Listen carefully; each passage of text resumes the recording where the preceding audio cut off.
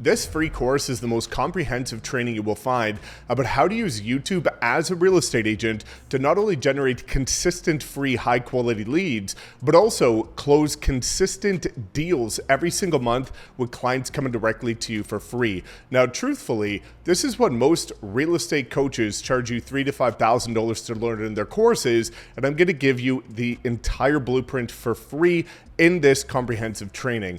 Now, I've coached over 7,000 real estate agents just like you, and I've helped agents in small markets, big markets, new agents, old agents, young agents, introverts, people who are terrified of the camera. It does not matter. Everything I'm going to walk you through will work for you if you just follow it step by step. So in this comprehensive training, I'm going to show you exactly how to understand YouTube and how to crack the code of turning views into consistent leads and clients, even if you have zero prior experience. Then I'm going to show you how to make recording content easy, even if you're terrified of the camera and have never recorded a video in your life. After that, I'm going to show you how to optimize your videos so that whenever somebody is searching for who the best agent is in your market, you are the name that shows up above your competition on both Google and YouTube, including artificial intelligence. Now, two quick things before getting started. Number one, you're going to hear me reference different guides, tools, resources, and prompts that are going to put you on the fast track to success. If you would like to get access to those will be linked in the description and the pinned comment. The second thing is at the end of this, you're not only going to know exactly how to get started with YouTube today as a real estate agent, but I'll also give you the exact next step if you're fully committed and want to go to the next level. Now, the only thing that I'm going to ask in return is that if you get value from this comprehensive free YouTube course as a real estate agent, just like the video and maybe drop a comment with your biggest takeaway. It's going to show me that you value this type of content, so I can do more of it.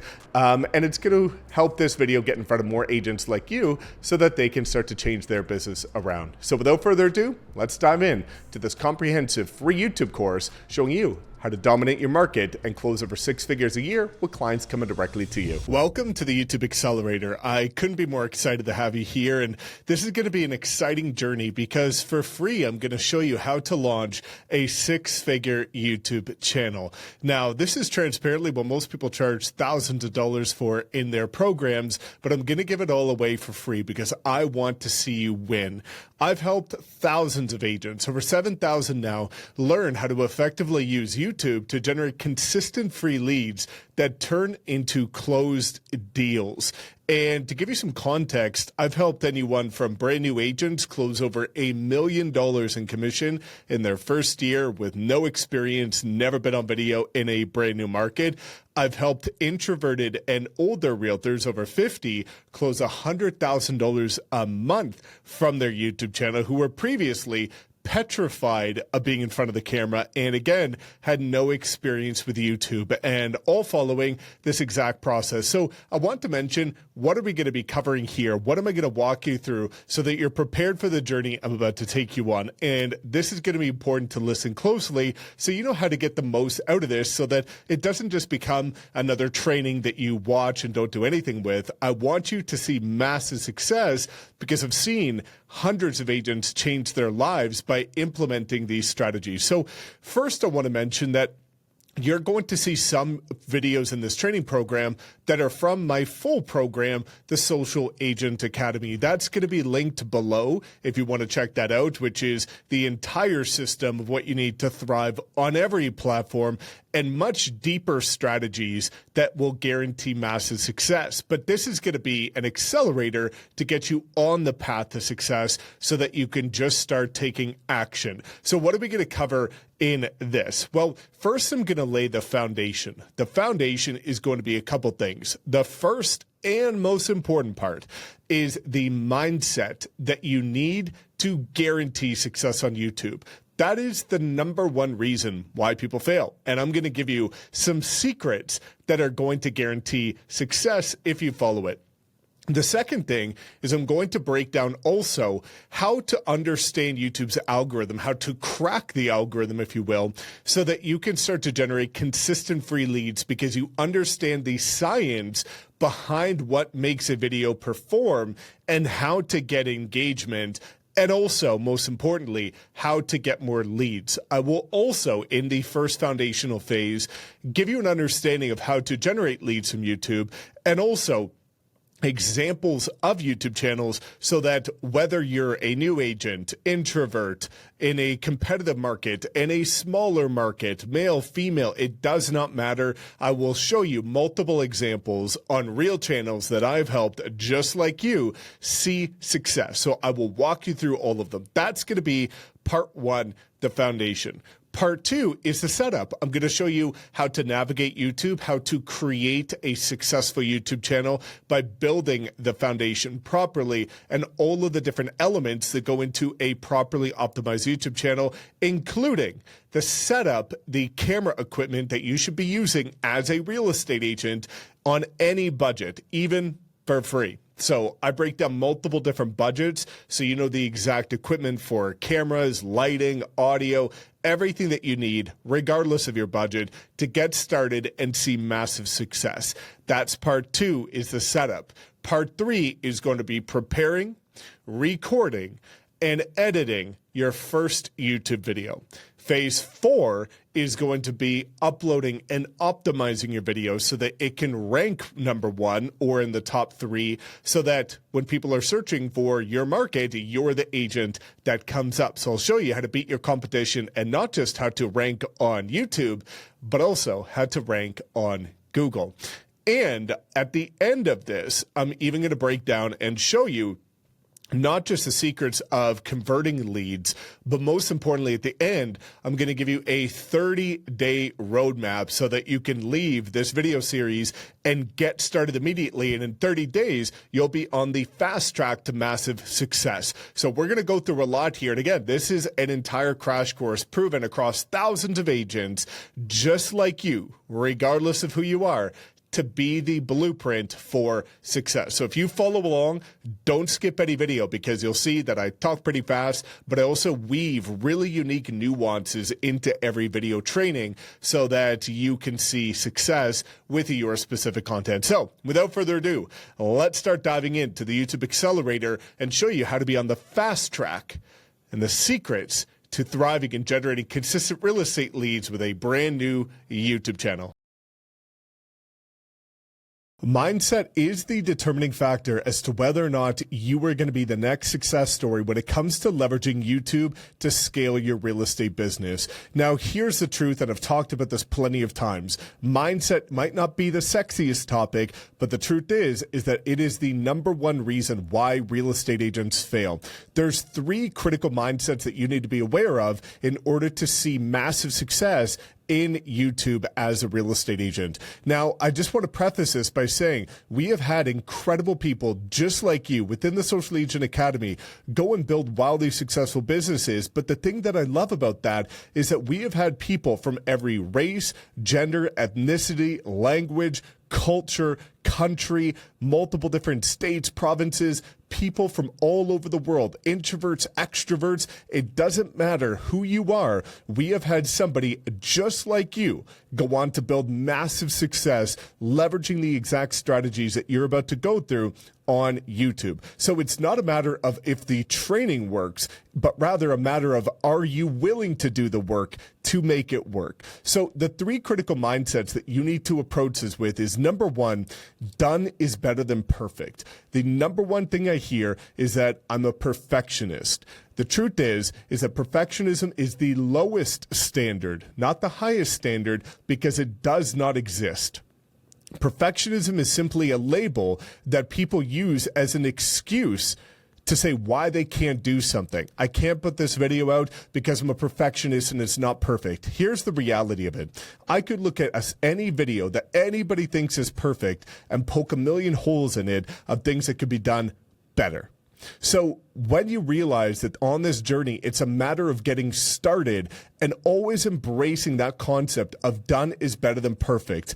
Imperfect action always trumps perfect inaction, and having something on YouTube that is not that perfect, not that great, but you got started is going to do a heck of a lot more for your business than a video sitting on Dropbox or Google Drive without seeing the light of day. So you have to get rid of that mindset of perfectionism because it doesn't exist. And the only way to improve is repeated action over an extended period of time. Repeated action. You have to take action. You have to start. And that starts with you committing to the fact that you're going to remove that excuse of being a perfectionist, because the truth is that excuses are the nails to build a house of failure. No excuses when it comes to your journey on any platform. Now, the second thing that's really important is embracing delayed gratification. This is not a quick fix, overnight success platform. No platform is, for that matter, but especially YouTube. I always tell anybody when they're starting on their YouTube journey to commit for at least 12 months. The majority of agents, if they're consistent, which I'll get to, end up seeing the fruit of their labor and start to see momentum with maybe their first leads coming in after about 3 to 6 months. And you'll even see people like I've featured multiple times, like Suman Kim, for example, who didn't get nearly any deals in his first 6 months, then went on to close over 87 in the next 6 months. But you have to commit to embracing delayed gratification, because the further you can extend the time horizon for which you're expecting results, the more guaranteed you are to win. If you say, I'm going to do this for 3 months and you don't get a client in 3 months, you're setting yourself up for failure from day one. If you say, I'm going to do it for a year and you don't get a client in 3 months, you're going to keep going. If you say, I'm going to do this for the rest of my career until it works out, like every successful person I've seen, take the mindset of when it comes to YouTube. If you don't get a client in 3 months, you're going to keep going. You're not going to be disappointed. So do not set unrealistic expectations from the start, because you're just setting yourself up for disappointment. So embrace delayed gratification and realize that this is a platform that can radically change your business and bring so many clients to you. However, you need to commit to the journey. And then the third part of this is consistency. Consistency is the key to success when it comes to YouTube. Putting out a minimum of 1 video a week, or ideally 2 videos a week. If you're not consistent, you are not going to build momentum, you are not going to generate leads, and you are not going to see success. So you need to make this a staple in your business. You need to treat this like a new opportunity that's going to bring you clients only if you continuously do the right things every single week, every single month, until it works out. Not giving yourself a confined timeline of when it should work out. You would do it until it works out, and you will be consistent throughout that entire journey. If you embrace and embody those 3 perspectives and state of minds, you are going to be setting yourself up for massive success, because those 3 things are what every single realtor that I've seen see success with social media have in common. So now that you're going to commit to taking that perspective, let's dive in and start showing you how to leverage YouTube properly. How do you generate leads on YouTube? This is a big question, and the next presentation is going to walk through an entire breakdown of what YouTube actually cares about. And here's what I'm about to tell you. It's not what most people think. It's going to surprise you, but this is why being a part of the Social Agent Academy gives you such an incredible and massive competitive advantage, knowing that, yes, there might be other agents in your market currently leveraging YouTube, but the majority of them aren't doing it properly. But with that being said, how do you generate leads on YouTube? Now, a couple important things to know about YouTube. Number one, it is a search-based platform. So it is the number 2 search platform in the world, owned by the number 1 search platform in the world, which is Google. So the power of YouTube is the fact that it's so searchable. And when it comes to a buyer or a seller starting their journey to find their next home, or to relocate, or to sell their home, they usually start on Google or YouTube with a search. And unlike other platforms, what you need to understand is that platforms like TikTok and Instagram are interest-based platforms. And what that means is that people are going on there to find stuff that they're just interested in, right? That's why you see all these cat videos and dog videos and, stuff that is just interesting to people, makes people laugh, entertains people. Now, yes, they're still incredibly powerful. And yes, people have gone through the Social Agent Academy and generated 6-7 figures a year from those platforms, but not quite at the pace at which they do when it comes to YouTube. The reason being YouTube is an intent-based platform. Over 70% of the searches on YouTube start with how to, right? So knowing that, people are going on there with the intent to find something, usually searching for an answer. Where's the best community to live? Where should I relocate to? What are the pros and cons of living in your city? Or what do I need to know about moving in the city? All of those things. And that's what makes YouTube so powerful. So the first thing to know and how YouTube helps you generate leads is that you're meeting people where they're at in their journey, which is in their search phase, which is before, in most cases, they have found another realtor, which is why we want to help them, and we will help them find you. Now, the second component of this is what you will see throughout the Social Agent Academy and in this YouTube Accelerator is the keys to generating leads on YouTube are twofold. Number one is making your content stand out amongst the competition so that once somebody does a search and they're looking for something in your market, that you are the one that stands out amongst the other agents that are putting out content that won't be as good as yours once you follow our process. The second component is what you say in the videos, because we want to make sure not only are your videos more educational, more informative, and more valuable than the rest of the people in your market putting out YouTube videos, but we also want to make sure that we use the right call to actions to turn views into leads and thus clients. The cool part about YouTube is that once you follow the right process, your ideal clients reach out to you. They wouldn't reach out to you if they didn't like your style, your personality, your tonality, or anything about you. So this eliminates the nightmare clients. But what you'll see is that there's many people in the Social Agent Academy with smaller followings or smaller or less subscribers than some of the other channels in their market, but they close a ton more deals. And for me, and hopefully for you, I care more about getting paid and getting commission and closing deals and building relationships than the vanity metrics of the views and the subscribers. There is an agent that went through the Social Agent Academy, Barry Cessna, with just 187 subscribers that closed six figures, $101,000 in 1 month from YouTube, with less than 200 subscribers. But we have to say the right things. So I'm going to walk you through how to do this, but the goal is to get people to watch your content. And then in the description, we're going to have two critical things. Number one, how to contact you so that people can reach out directly via text, Calendly, email, whatever it might be based on the viewer's preference, but we will give them the options. And then the second thing is lead magnets. So if you went through, which you should have, the personal branding section of the Social Agent Academy, you would have built out your lead magnets for buyer's guides, seller's guides, and relocation guides. We want to include those in the description, so that way, whether people want to reach out directly or they want to download a value-driven asset, they have both options. They can make their choice, but it all leads back to you. And what you'll find most of the time is that people watch multiple of your videos before making that decision, but we have to give them the options. And that's why being consistent is so important, so that they can binge your content, become familiar with you, build that like, know, and trust factor, and realize that you are the one that is going to be best fit to serve them and help their real estate goals and dreams come true. So now let's dive through a complete breakdown, which is going to shock you, what YouTube actually cares about, so that we know the science behind helping your videos outperform the competition.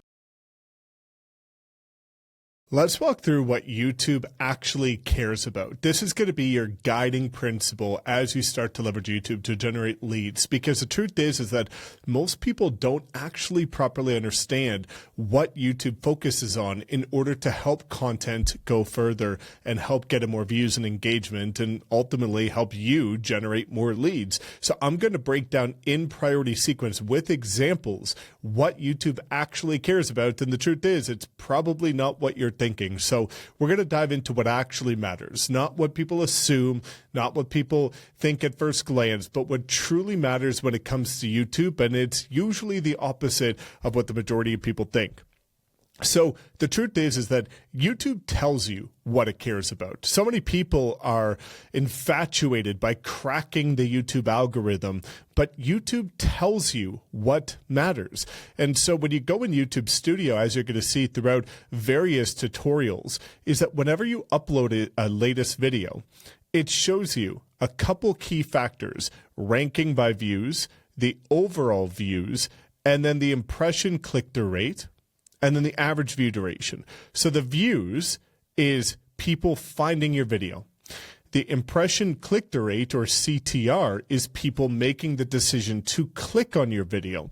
And then the average view duration is how much of your video are people watching. So if your video is, for example, 20 minutes long and people watch 10 minutes of it, you have a 50% watch time, and watch time is critical. So what we need to do is focus on what we know YouTube cares about, which is the views you're getting within the first 24 hours, the impressions or the click-through rate, people deciding to click on it, and then the average view duration. So let's look at the priorities. And again, this is not what you're likely going to assume. Priority number one is getting people to click on it. It's a combination of your thumbnail and your title. And most people think that the most important part of a video is the video itself. But here's the thing, is that if nobody clicks on your video, nobody's going to know how great your video actually is. This is why oftentimes you'll see people with incredible videos, tons of value, great production, but no views. And the reason being is that they've got a great video. Sometimes they invest thousands of dollars into having a local team produce the video, but nobody's watching it because nobody's making a decision to click on it. So the first thing we need to do is get people to actually click on your video. That is a combination of the thumbnail and the title. Number two is hooking people. This is within the first 30 seconds of your video, ideally in the first 15 seconds of your video, which is what you're saying to hook people to be interested in watching the rest of your video, which is going to increase watch time. That is getting people to watch your video, hooking them. The third thing is what turns views into leads, which is call to action, or CTA, which is converting people. We don't want just people to watch the video. We want them to become clients, leads, and eventually close deals. But you have to say the right call to action. I will walk through this. The fourth thing is the value of the video. Right? So this is what most people think is the first priority. It is the fourth priority, which is keeping people watching it. So after we hook them and get them to be interested in watching it in the first place, we then need to keep them watching it. And that's going to be making sure that the video doesn't have a bunch of fluff, tangents, stories. You're straight to the point. You provide massive value and you make it interesting. And then fifth is optimization, reaffirming YouTube who your video's for. And we will walk through this as well. So let's unpack this. Number one, title and thumbnail. So a couple elements you want to make sure are present in your thumbnail and your title. Thumbnail piques curiosity and tells a story. Bold, legible on mobile, knowing that over 80% of people are watching on mobile. Sometimes I will see people that use very thin text. They use text that's a similar color to the background, or they just make the text small in general. You have to make sure that if you shrink your thumbnail down, people on mobile can see exactly what it's about. But this is critical. You want the text to be different than the title. Let's look at these examples. Adam Fife, who I've referenced multiple times, this is about a market update in real estate. So this is a market update in his city. Well, it doesn't just say Calgary real estate market update and then the month. It says warning, price drops ahead. Wow, now you're curious. This is also about a market report. It doesn't say Calgary real estate market update. It says RIP. Wow, why? What's happening? The market's dead, RIP. Now you're curious. That's what we want. Now, when it comes to the title, you want it to be literal, you want it to be searchable, and it has to be market specific. I see so many people that just say real estate market update, December 2025. Well, for where? Australia, New Zealand, Philippines, Austin, Denver, Calgary, Toronto. Where is it for? Every single video has to be hyper specific to your market, not the general, your market. Also stands out amongst the competition. So that's why if you're doing, for example, a Calgary real estate market update, I recommend going into YouTube and search Calgary real estate market and then look at the videos currently ranking. Make sure that your title is a little bit more interesting than theirs. Use the formula of what already works, which is keep maybe 70% of what they wrote, but then take the remaining percentage and use it to pique curiosity, right? Price decreases in the Calgary real estate, signs of slowdown. Okay. Is the market slowing down finally? Okay, that's interesting. But you could see both are for Calgary real estate market.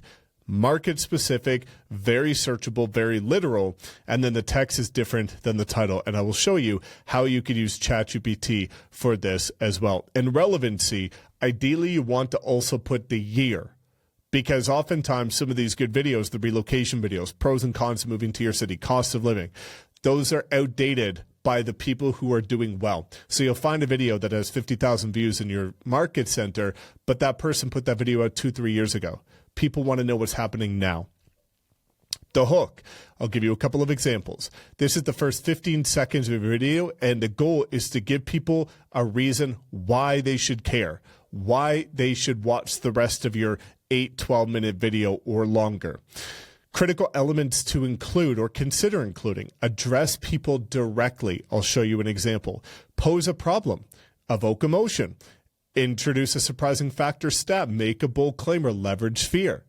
So let me show you an example of a bad hook. This is for a video that I use in ChatGPT about somebody looking to move to Phoenix, Arizona.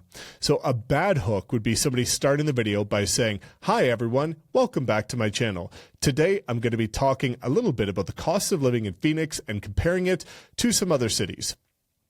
Phoenix is a great place to live and many people want to move here, so I thought I'd cover this topic. If you're interested in learning more, stay tuned." That's very boring. It's very bland. It doesn't give people a reason to stay at all. Now let's look at a good example. If you're thinking of moving to Phoenix, you might be about to make one of the biggest decisions of your life. But here's the thing.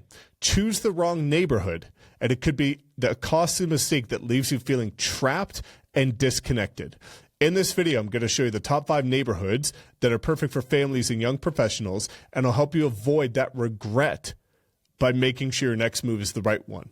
Well, everybody wants to make a big decision, and they know that that means it's critical. Okay, but let's pose a problem and evoke emotion.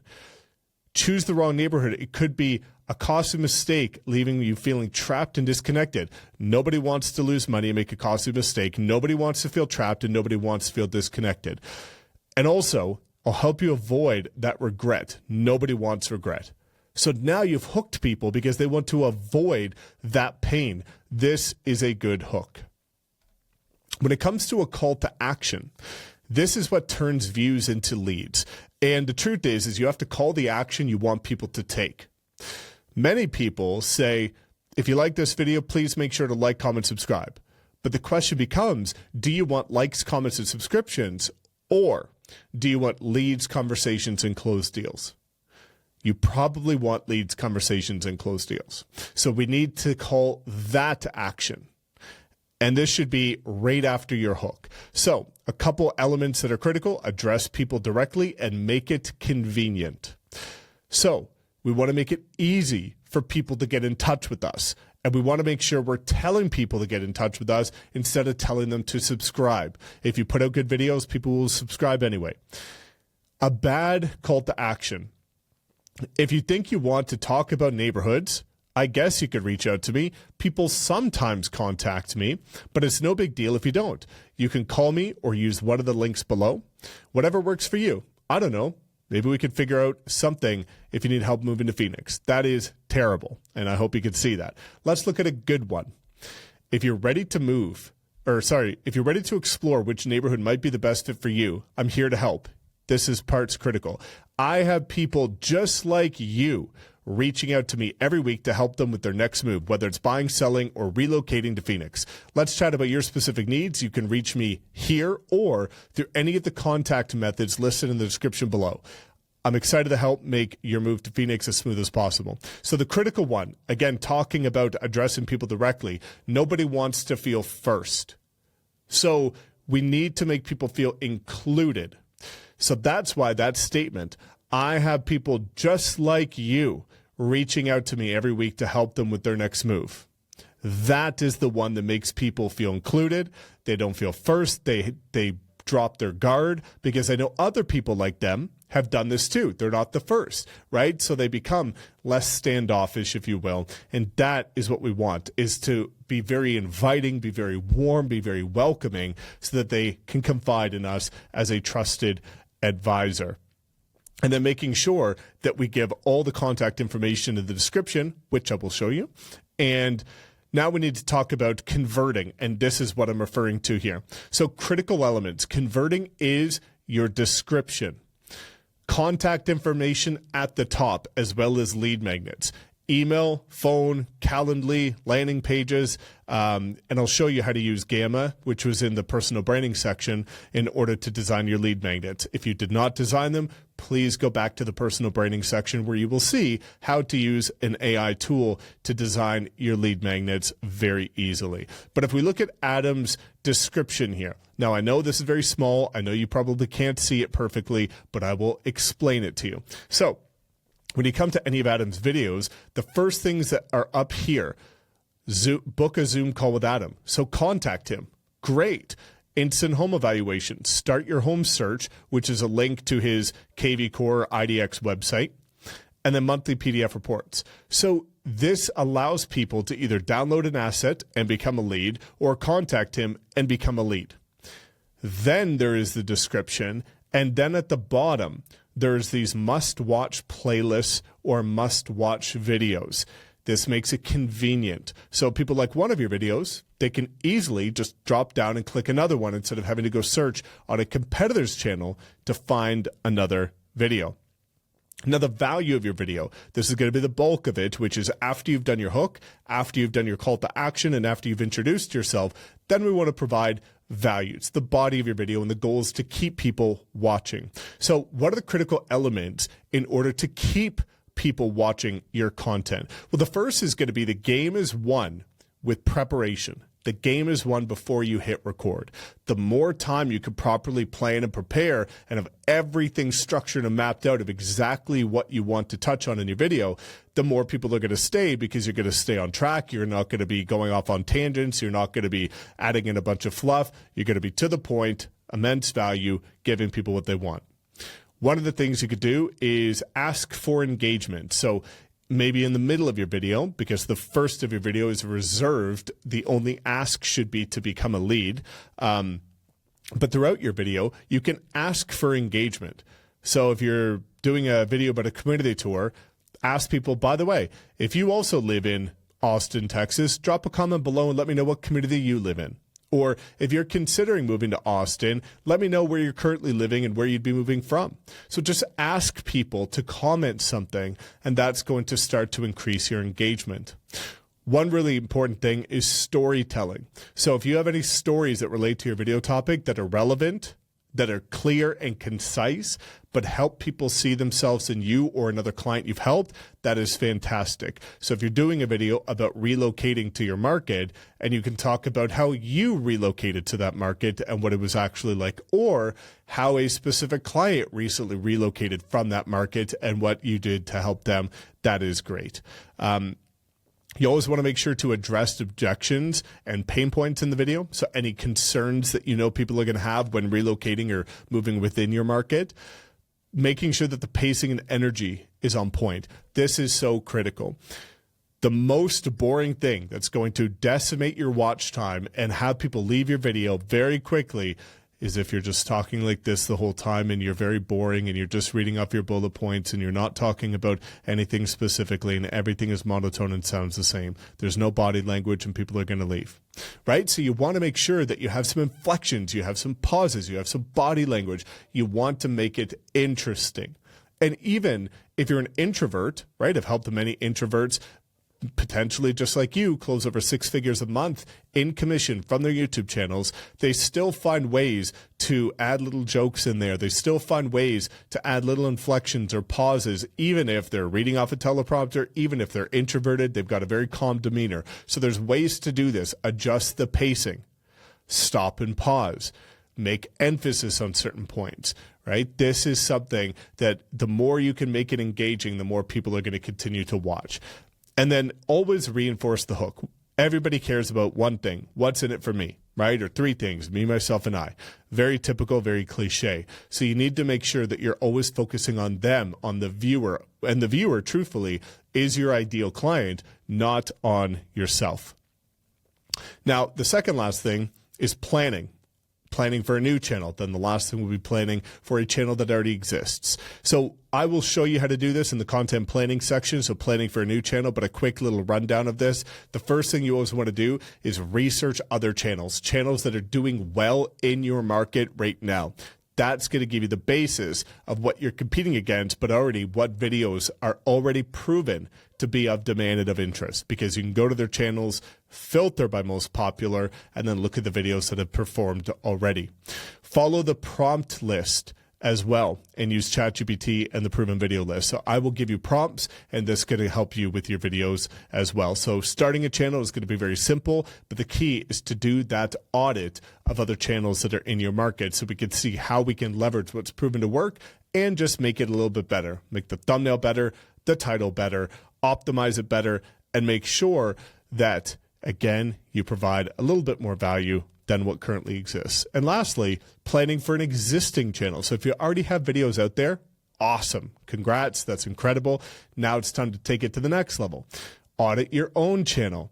What gets measured gets managed. So I've got a screenshot here of my analytics in YouTube where you're able to review your own hooks, your first 30 seconds of your top performing videos and your worst performing videos. And you can see what did you do well in the ones that did well and what did you not do so well in the ones that underperformed. Well, we can do more like the good and less like the bad. So there's little things that I'm going to walk you through to help you understand how to improve your specific videos so you're not just making assumptions, but you're looking at the data.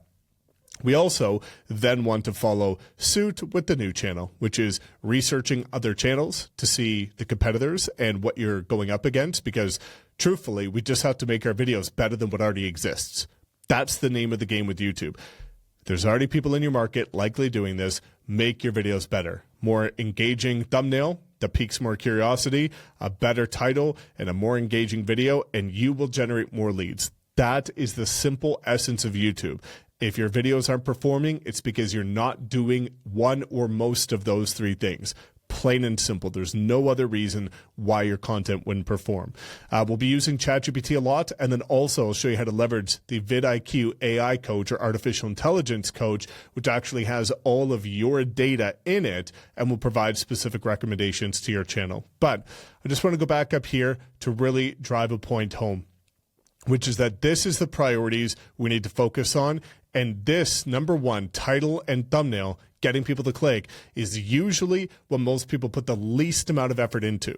They will spend all this time recording a video, editing a video, and then they'll take 5 seconds to design it on Canva using a terrible template and then wonder why their video doesn't perform. The number one thing is to get people to click on it. So you want to spend time on this, because if you spend an hour recording a video and maybe another hour editing it and uploading it and optimizing it, so you've spent 2 hours to get this video on YouTube, all for people to not click on it because the thumbnail and title wasn't that good, that is not a good return on your time. So make sure as you're going through your YouTube journey, you prioritize the thumbnail and the title so that based on all your hard work, we actually get people to click, watch, and become leads. I want to walk through a few success stories in order to give you not just some inspiration, but also a bit of a reference point, because each of these channels, we have men, we have women, we have all different ethnicities, and they all have different niches. And I want to talk you through a few really critical points that will help you in your journey.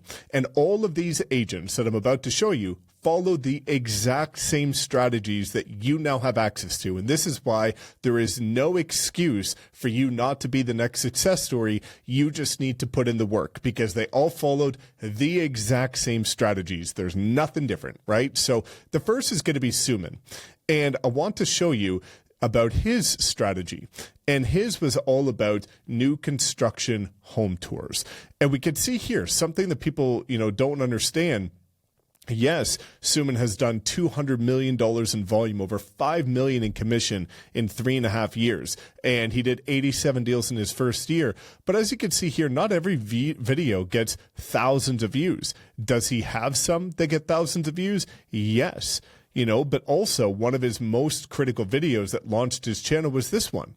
This was a video talking about himself leaving California to move to Austin. Those were relatable stories of not just what it's like for anybody to do it, but what it was like for you to do it if you relocated. But as you can see here, Suman does very simple point and shoot POV or point of view videos with his iPhone still to this day. Editing it himself on iMovie, using his iPhone, nothing fancy, 5 million in just over 3 years. One of the top producers, which is absolutely wild. So this is about very simple, easy to replicate new construction home tours. If we come over here to Adam Fife, his big thing is market reports. As you can see here, he does multiple market reports every single month. So he does it based on the overall market in the city. And then he'll also break it down, as you can see here, condo prices. So he'll break it down by category. So he has the overall market and condos. And his videos are really good if you want to reference for market updates. And again, he's generated 56 seller leads in 1 month. Seller leads in 1 month, leveraging market reports only. He does 4 videos a month, I believe. That's it. And they're all market update videos on different aspects of his city. And he absolutely crushes it. Now, this is a really interesting one. Barry Cessna. I love this one. And the reason being is multiple points. Number one, he's massively introverted. He is a self-proclaimed introvert. He even has a YouTube channel showing people as introverted agents how to get comfortable in front of the camera, following similar processes that you would have learned in the video accelerator from Austin. But this is really cool because when Barry had under 200 subscribers, in 1 month, he did $101,000 in commission. So this goes to show you that you can be introverted and still succeed. You can have a small channel and still succeed. You don't need thousands of views or subscribers to succeed and generate a ton of business, right? So this is a really great channel all about relocation. And Barry reads every single one of his videos off of a script. He scripts all of them. He reads it. But that's what works for him. And I think that's really important, is for you to find what works for you. And with him being introverted, that gives him the confidence to do it. And so again, you can see Barry does have some videos that have got a few thousand views, which is great. And he's crushing it. But for a relocation introverted channel, if you want to see how introverts can crush, this is the channel. Now, when it comes to community tours, Peter Tulin is great. If we come over here, you'll see he has all of these different community tours of what it's like to live in these areas. And he made it a point to do a community tour in almost every single community of his entire market. And I believe there's something like 186, if I get the number correctly, from last time we spoke. So one of the things I love about Peter's videos is he makes it simple.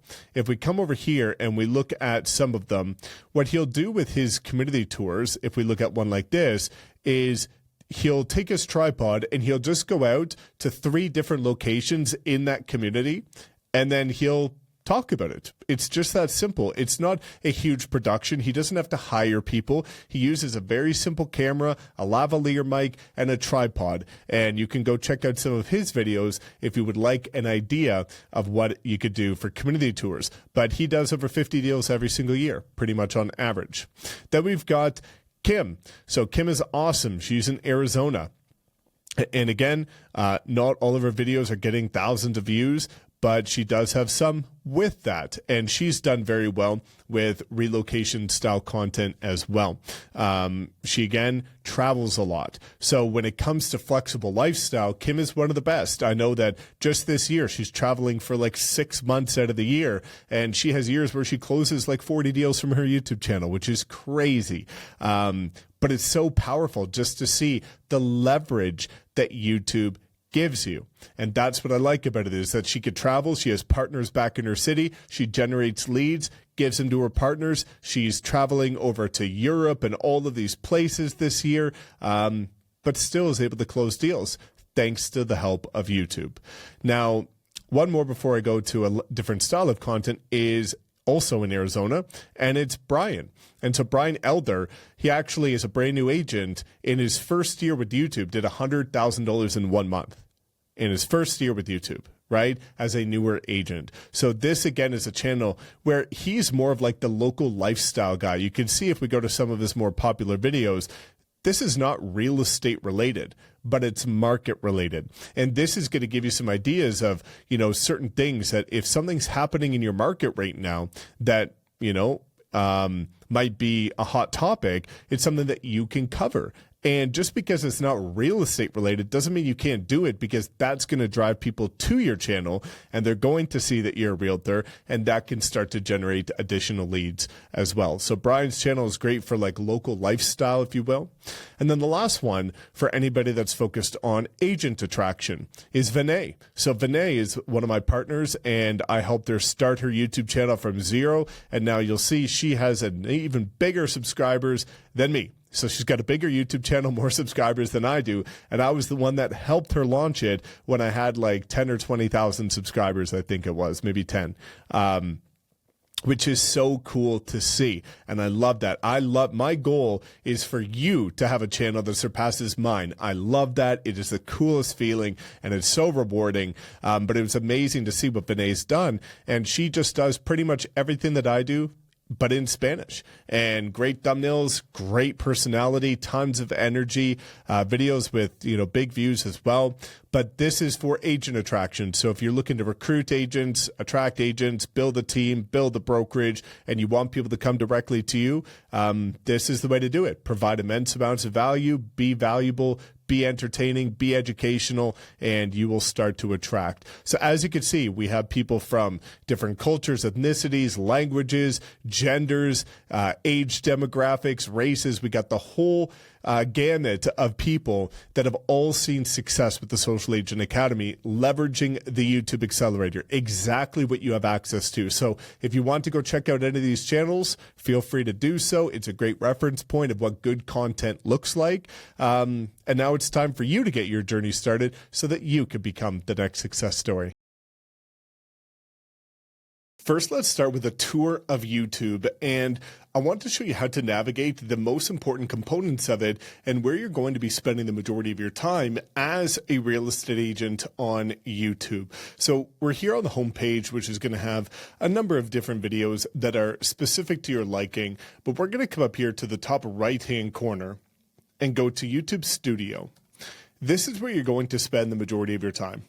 And so your YouTube Studio is kind of like the centralized hub where everything that you need to access when it comes to creating content, adding new playlists, uploading and editing, your analytics, everything is in here. But also you can access some of the elements that we will do in the next video, which is going to be optimizing your YouTube channel. This is something that the majority of agents skip, but is a really critical component if you want your YouTube content to perform and for your channel to be recognized by YouTube as a real estate channel in your market, which is incredibly critical. There's a way to do it, but most people ignore and avoid it.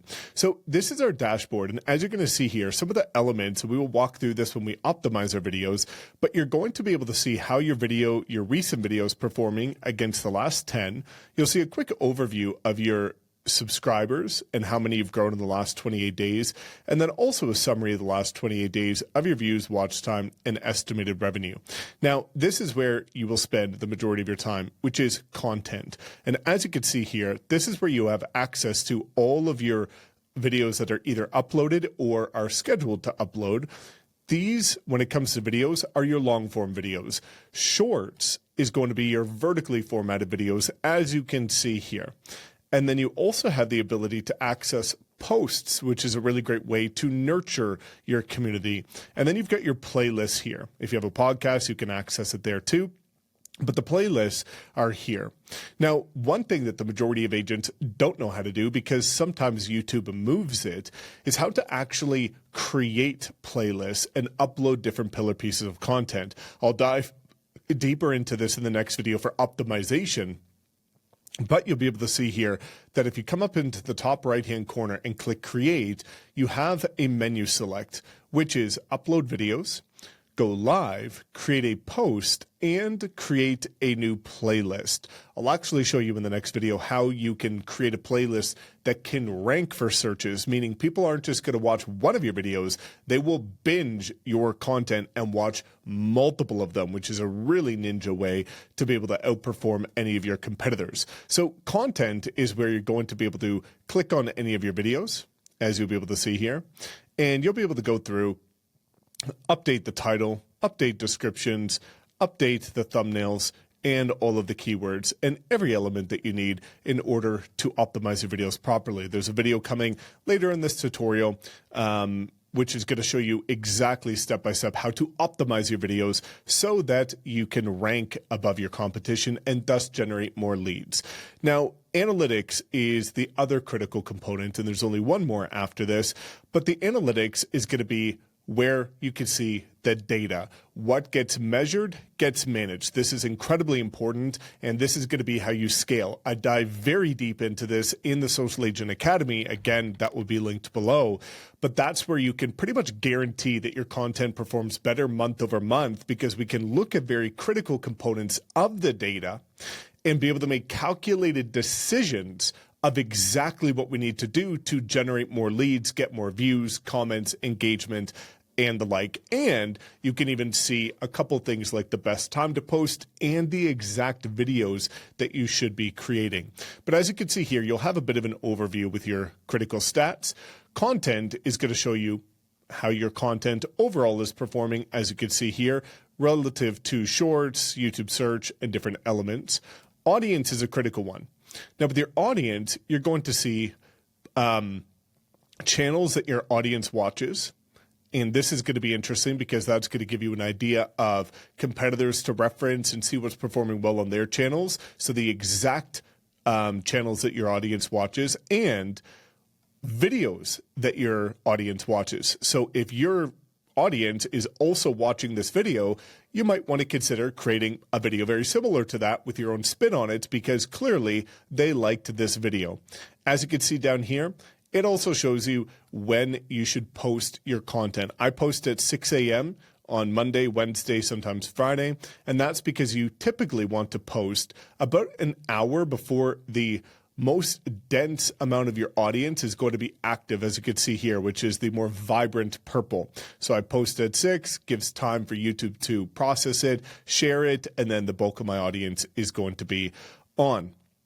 Now, the last component above and beyond, and just a side note, you can make this last 28 days, 90, and the like, so you can adjust the time frame, but the default is always going to be the last 28 days. Then we have customization. So customization is going to be where we're going to optimize our homepage. As we can see here, if we come to my YouTube channel and we come to my YouTube homepage, I've trained over 6. You'll be able to see that I have my banner, I have my profile, we have my bio, links, but then where you can start to get really tactical is optimizing your channel for engagement. So you can see here that I've got a featured video. There's 2 different ones that you can add, which I'll talk about in the next video. You have recommendations for you based on your viewing behavior. And then you also have select playlists that you can add that you would like your audience to see. So for example, I've got a playlist here about eXp Realty, agents that have joined me that are new at eXp and succeeded, agents that have joined me that are experienced and have succeeded.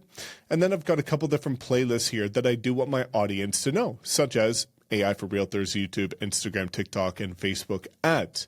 So the customization of your homepage is going to make sure that you almost treat your YouTube homepage like a funnel, and you can funnel people in the direction that you would like them to go, which is a ninja strategy that, again, many overlook. You'll be able to come down here and we will talk about how to optimize your description, but the home tab is going to be where you have the ability to make all of these customizations, hence channel customization, in order to make your channel stand out, convert higher, and thus get more engagement.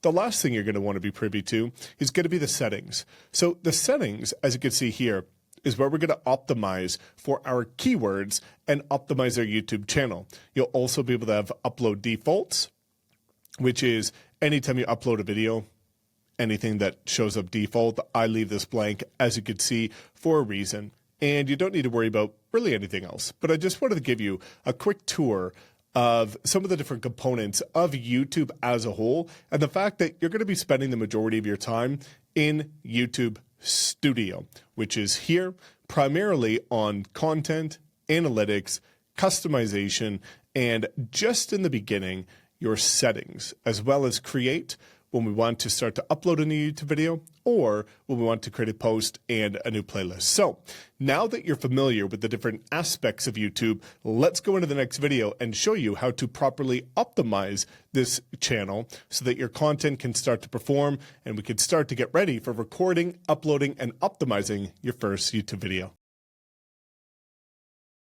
Now let's optimize your YouTube channel, and I'm going to walk through this in sequence, so I encourage you to follow this exact sequence. Stop, pause, watch this video, rewind, but make sure that you get these components dialed in. Now, I'm going to show you all of the different components. Not everything is going to be necessary straight out the gate, but I do want to show you this as a resource for where you want to go, because if you have a new channel, you probably don't have content in your playlist, and thus add them to your homepage is not going to be of much use. But as you start to post content, I'm going to show you what your channel should look like, but I will start with the things that you could do straight out the gate, even with a brand new channel, or if you have an existing channel, some of the tweaks that you should make in order to make sure that your channel performs even better.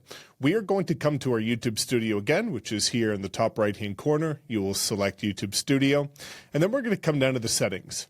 Now, the first thing that we want to do is come down to channel, and we want to select the keywords. This is very overlooked by the majority of agents who don't even know this exists, but this is telling YouTube what your overall channel is about. And so as you can see here for the keywords, you should be able to take a screenshot of these keywords, send it to a friend or a random person, and they should be able to immediately tell you what your channel is about, without you telling them anything. And so if you look at this, you can see that my YouTube channel, number one, you should always include your name and your brokerage. But number two, you can see that it's pretty obvious my YouTube channel is about social media, AI, and lead generation for realtors and real estate agents. So that is very literal. So when it comes to your channel, yours should have your name, it should have your brokerage, and it should also have real estate focused tags associated with your market. So for example, if you lived in Denver, you would want to have your name, you would want to have your brokerage, and then you would want to have keywords such as Denver real estate, Denver realtor, Denver real estate agent, Denver housing market, every keyword possible associated with your market specifically. Where a lot of agents go wrong is they just put real estate. For where? They just put realtor. For where? They put housing. Where? So the more specific you get, the better. And that's why I want you to do that litmus test of being able to take a screenshot, and somebody should be able to tell exactly who you are, what brokerage you're with, as well as which market you serve. And if you have a niche, for example, first-time home buyers, luxury, land and ranch, anything of the like, then you can include that as well. After you've done your channel tags, that's when we want to come back here to customization. Customization is going to be where we put our foundation elements in terms of our bio. So if you come down here, you'll be able to have your channel name. Now, this is a very common question I get. What should I name my channel? Well, there's a couple different options here, and I do not want you to overcomplicate this because a channel name is not going to be the differentiating factor of whether or not your channel succeeds. So many people waste so much time trying to get the perfect channel name. If you put out terrible content, you're not getting leads, regardless of your channel name. Also, regardless of your channel name, if you put out great content following the strategies I will share with you, you will get leads. This is just something that can help with optimization and search. So, two different options. If you are lucky enough to be in a market where there's not too many other people on YouTube, and you can get something like in my city, Calgary, living in Calgary or moving to Calgary, that could be a great option because that is a high search keyword that can mean your channel can be found. Now, if you cannot get that, which is probably the scenario, then there's two different options here. Either just your name, because you want to make sure that when people search your name, they can find your channel on Google and ChatGPT, but you can also have your name dash moving to your city or your name dash living in your city. Any of those are fine, but having your name in there can be very important and powerful so that, again, your name is your brand. You are your brand, not your brokerage, not your broker, not logos, not fonts. It's you. And the more you can build that, the better. You also have the ability to come down here and create a description. This is important because this is sort of like your bio on Instagram, for example, or on LinkedIn. This is going to be really critical when it comes to telling people who you are and why they should work with you. So there's some elements that I'm going to walk through that I encourage you to consider including in yours. Now, in the Social Agent Academy, I have prompts for all of these things to make it very easy, but I'll just walk you through some of these things. As you can see here, I have a couple sentences that are just associated with who I am, who I serve. So this should be your name, and it should also break down who you are, which market you serve, and any niche that you specialize in if you have one, as well as any unique value proposition that you have. Now, after that, I always recommend including things like this, which is going to be credibility, accolades, recognition, and edification. Any awards that you've received, any lists you've been recognized on, anything that just boosts your credibility so that, again, people can see this is who you are and who you serve, but also that you've got experience and credibility. If you don't have that, that's okay. Maybe you're a new agent, but that's fine. And then I have a bit of a call to action down here. But now we have our links. So the links are going to be important. The links is going to be how you're going to convert some of your traffic. The majority of traffic will convert from each individual video because we will see later in this program that we're going to include very strategic links in the description of every video. That's where the majority of your conversion will come from. However, we want to have the best opportunity possible to convert as often as possible. So we want to include some critical links in our homepage. How we're going to do that is here. And you'll be able to see that you can add a link, you can name it, and then you can enter the URL. So if you wanted to add your TikTok here, for example, and you wanted to add the URL, you could do that at any time, and you can drag and drop these in any order that you would like. So a couple things that you should consider including in your links. Number one, anything for generating leads. So, for example, at my brokerage, we have a choice of 3 different CRMs, KV Core, or Bold Trail, Lofty, previously Chime, and another one, I think it's called Close. Well, if you have an IDX website that has lead capture in it, you should include property search here, because people might want to browse properties, homes for sale in their market, which is your market, and make it convenient for them to click on that. So number 1 should be your IDX website. Number 2 should be any lead magnets that you have. So if you have a buyer's guide, a seller's guide, a relocation guide, this is going to be a really good opportunity to include a lead magnet here. And you should also cross-promote any social media platforms that you are most active on. So for me, I'm more active on Instagram. I would rather give them one choice. Go to my Instagram, and that's how you're going to connect. Because what you will find is many people will find you on one platform but validate you on another. So I've helped hundreds of agents succeed on social media, and many times they'll tell me that people found them on Instagram but then validated them on YouTube, or found them on YouTube and then wanted to see a more personal side of them and went to Instagram. So having both and cross-promoting is going to be a really great way to build your audiences. And then you also want to have your contact information here in case people want to contact you. So up here, you'll be able to see too, the last component is going to be your profile picture and your banner. The banner shows you different mock-ups, whether people are watching it on desktop, on TV, or on mobile. You can change it here by uploading anything you would like. And I do recommend paying somebody to do this. Don't waste time doing this yourself. Again, we do show you how to use AI to do it in the Social Agent Academy, but you can hire somebody on Fiverr to do this for a few dollars. Your time is worth more than trying to be a graphic designer. And so that's just me to you as a friend. Don't waste an hour trying to create this yourself. Outsource it for $15 on Fiverr and get it done so it looks professional. Always make sure that your profile picture is consistent across every social media platform. So this is the one I use for Instagram, for TikTok, for my G Suite email, for everything. Same one. It's all about brand consistency and brand recognition. Now, we'll come back to the Homes tab because first, as we talked about in the previous video, this is where we will have playlists and some critical channel trailers and featured videos. But in order to add playlists, you need to know how to create a playlist. So let's go ahead and create a playlist, which is here in the top corner, new playlist. And as you can see, it's going to give you a couple options: your title, your description, visibility, the default order of the videos in the playlist, and also any videos that you would like to add in case you do have existing videos and you want to add them to the playlist. I will explain the exact playlist that you should create straight out the gate.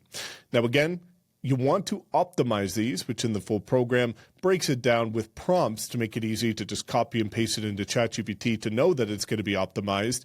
But when it comes to just doing it yourself in the beginning, you want this to be as searchable as possible. Knowing that YouTube is a search platform, you will know the common theme across the channel tags, YouTube optimization, your bio, as well as these playlists.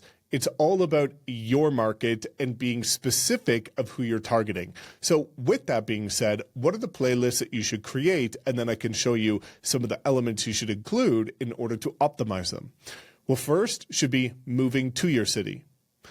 That's going to be all your relocation focused videos. Second should be living in your city, all of your local lifestyle videos. Third, property tours. Fourth, community tours. Fifth, market updates. Those are the 5 pillar playlists that I recommend you creating, because that's going to give you a well-rounded channel that, as you're going to see when we start to prepare ideas, some of them are going to fall into each of those buckets. So let's say you were doing one for relocation. Relocation is going to be the lowest hanging fruit, the easiest leads to generate. And so you could, for example, put something along the lines of moving to Calgary, everything you need to know. And then in your description, you want to include as many keywords as possible. You can see you have 5,000 characters here.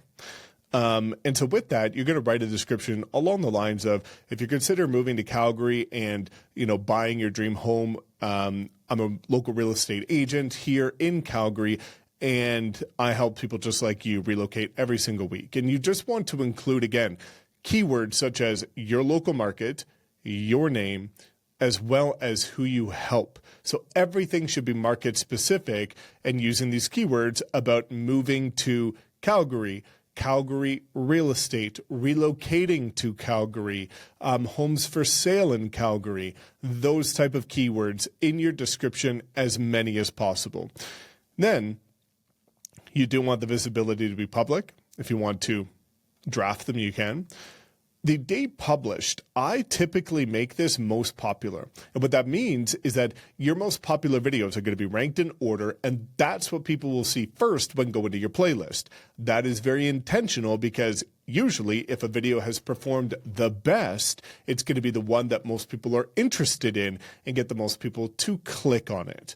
And then again, you can see here, if you wanted to add any videos, you can go ahead and click any of the videos that you would like to add to this playlist. So when you're done, you're just going to click create. So you want to create, again, those 5 key playlists. Once you have those, that's where you can do your final step of optimizing your YouTube channel, which is channel customization here, coming to the home tab. So a couple things that you have access to here. Channel trailer for people who haven't subscribed.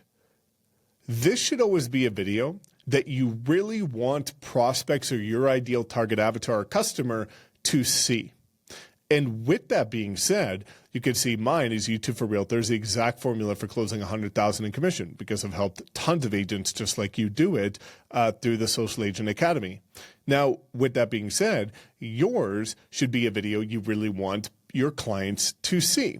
So whether that's a video of you explaining who you are, who you serve, almost like a bit of a VSL, video sales letter, or a personal video, that's okay. Or if it's one of your best performing videos, that could be there as well. But typically, if you want to be very tactical, it should be a bit of an introduction video about who you are, who you serve, and a call to action to get people to get in contact with you if they fall into one of those categories of the people that you serve. This is strategic. Featured video for returning subscribers. So this is for people who haven't subscribed. This is for people who are subscribed and are coming back to your channel. I always make this my most recent video, because that way, if you've subscribed and you want to come back to my channel, you're going to see the most recent video. And thus, maybe you didn't check it out yet through one of my emails. This is going to help boost the performance of this video. You can change these videos by clicking these 3 little dots here at any time. Now you're going to come down here and see these drag and drop sections like we discussed earlier, which are going to be critical playlists. So my recommendation, again, if you specialize in property tours, put your property tours at the very top. If you specialize in relocation, put your relocation videos at the very top, and go in sequence of what you would want your ideal avatar to see, a potential client or customer, whenever they come across your YouTube channel. To add a section, you just click add here, and then you could see you can add a single playlist, which is an example like these, just single playlists with all the videos. You can add multiple playlists where each of these are each individual playlist. But for you, my recommendation would be add individual playlists, single playlists for each of the categories of the 5 in order of the priority that you would want people to find them. That's going to be a good opportunity. So again, that's how you're going to optimize your channel, is making sure that, again, you're going to have all the critical elements that are going to allow you to have a beautiful banner, a consistent brand name, a consistent profile picture. You'll have your optimized bio with the links here that are going to be designed to convert potential clients into leads. People can contact you via here. And then they will also be able to see a video specific to them, whether they are subscribed or not, as well as videos tailored toward them, and a bit of a funnel that guide people through what you want them to see whenever they come across your channel, plus the channel tags that we optimize so that YouTube knows exactly who your channel is for.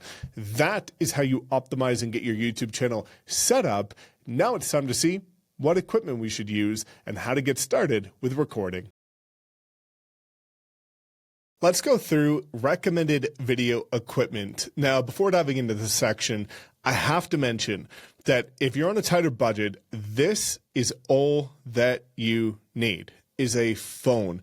Now, I will recommend something in a second here that will help you elevate the quality, because audio does make the biggest difference on YouTube. You can get away without question with a good, relatively new iPhone or Android phone, no problem. I've helped the agents break $1 million in their first year with nothing but an iPhone or an Android if you're an Android user.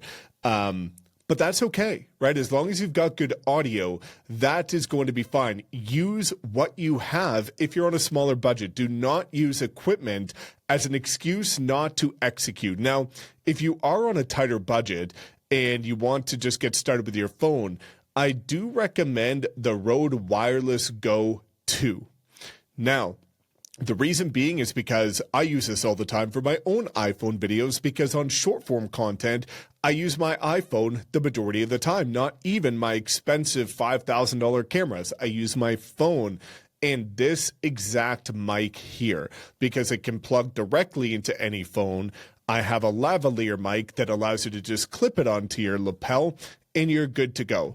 So this is going to make a world of a difference. Again, it's only about $100 to $200, but it will make a massive difference when it comes to the quality of your content. So if you're just getting started and you don't want to spend much money, my recommendation is to just get a microphone. Now, you don't even need to spend the money on this one that is higher quality. You can get cheaper ones on Amazon, but this is the one I use. It's very high quality. It's great outdoors, and I do recommend that. Now, if you have a little bit more money to spend, this is what I recommend. And again, I have it here. I use it myself still to this day, even though I have fancy equipment, is the DJI Osmo Pocket Creator Combo. The reason being is because it doesn't just come with this, which is a 4K camera that can shoot vertical in order to create short form content and horizontal or landscape for YouTube videos, but it also comes with, you bet, one of those mics. So you have a tire kit just by getting started with a creator combo that gives you the camera as well as the microphone. Now, if you're just getting started with something like this and you think lighting, I've got all this lighting here. I've got one here, two over here, one behind me. You don't need that. Natural lighting is some of the best. And truthfully, in the majority of my YouTube videos, I'm sitting in my kitchen at my island with natural light coming in. I don't use any of my studio equipment. I use natural lighting. So don't worry about lighting. Natural light is beautiful and more than enough to get started. So if you're able to spend a few $100s, this is my recommendation here. It's going to be a complete kit to get you started. Now, if you're ready to go to the next level and you want to have more of a home studio, right? This is really good for being able to do videos outside, right? Community tours, property tours, even just sitting down and vlogging or doing some of the behind the scenes stuff.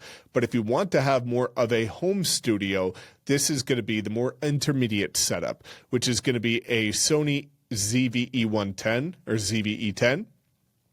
As well as, again, the DJI mic, which is going to be this beautiful thing here with a lavalier.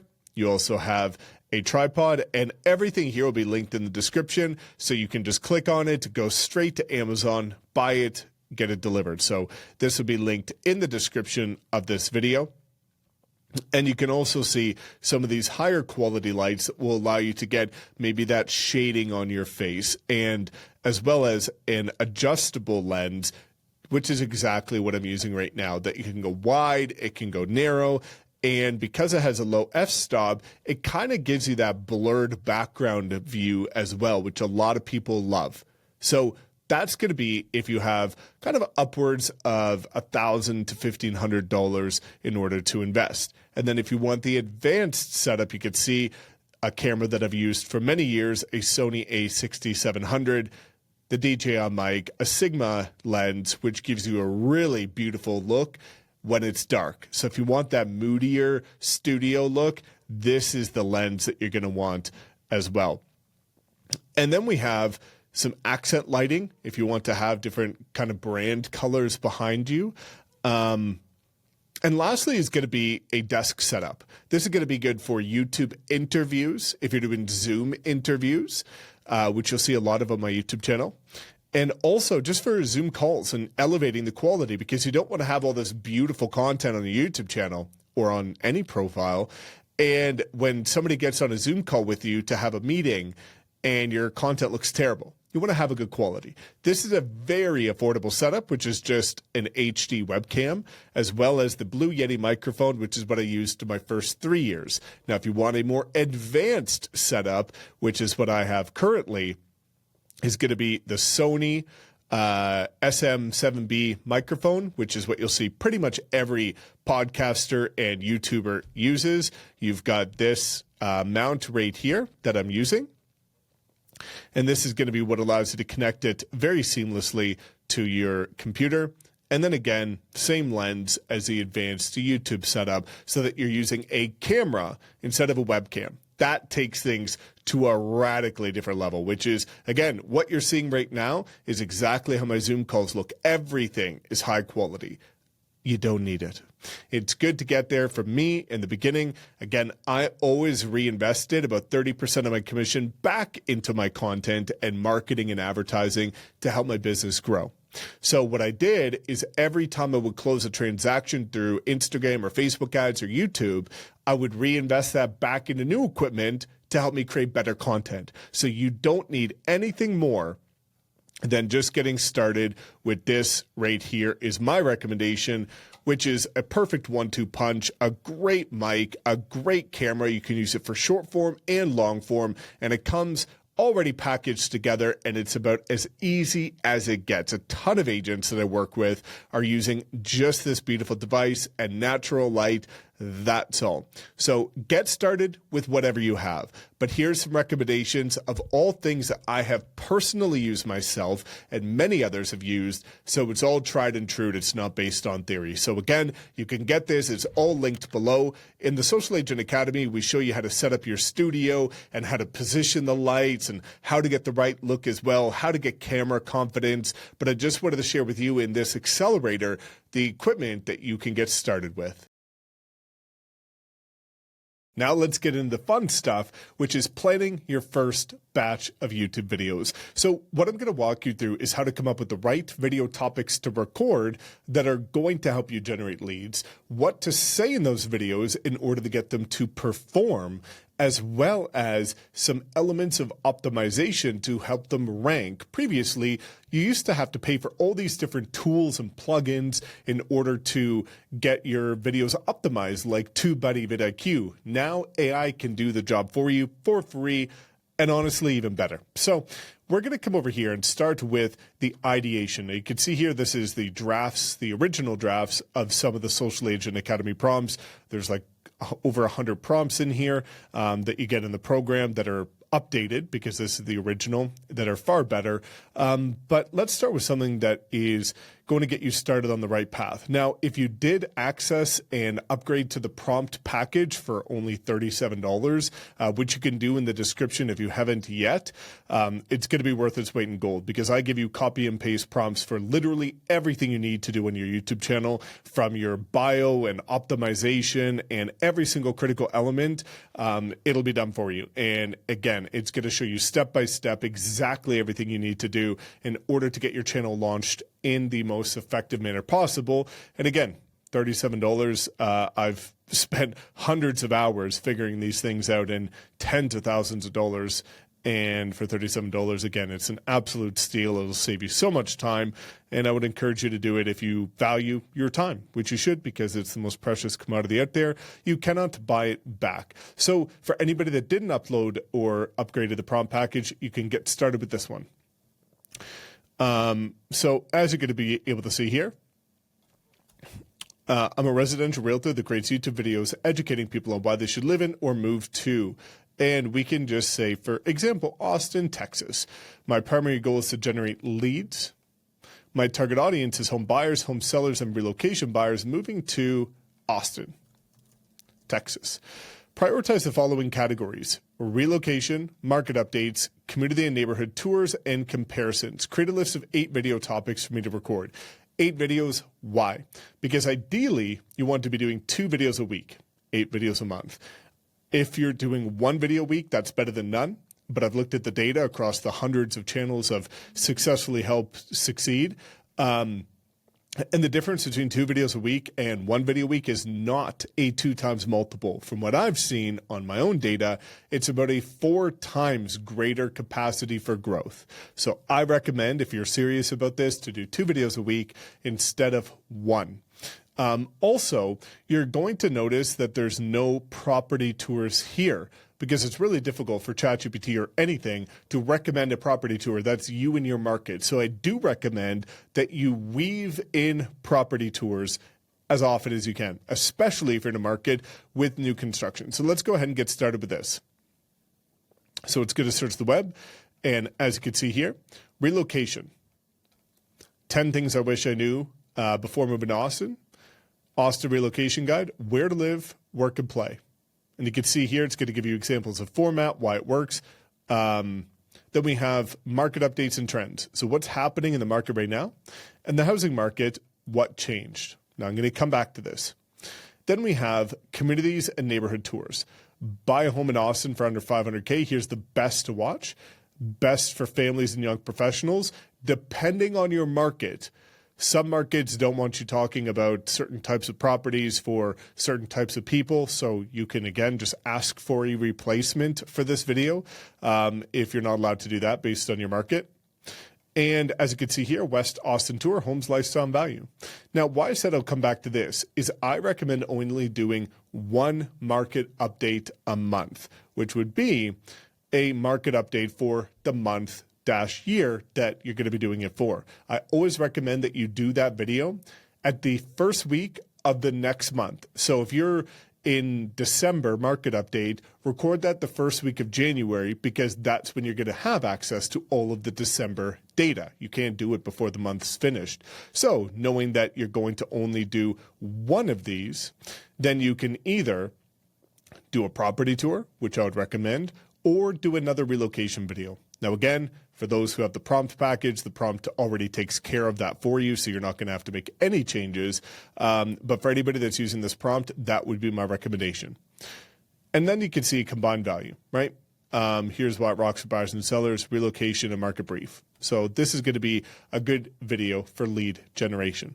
So now we can see here, recap of the videos, topics, the video topics, and tips for maximum engagement. Now, what we're going to do is we want to take one of these videos and we want to figure out all of the different elements in it, because you're probably looking at this saying 10 things I wish I knew before moving to Austin. If you did move to Austin, what the heck do I say? And you're going to spend all this time overcomplicating it, trying to think about what to say, and that's not going to serve you, because we want to take quick action. And the beauty of artificial intelligence is it speeds up the capacity and gives everybody a level playing field.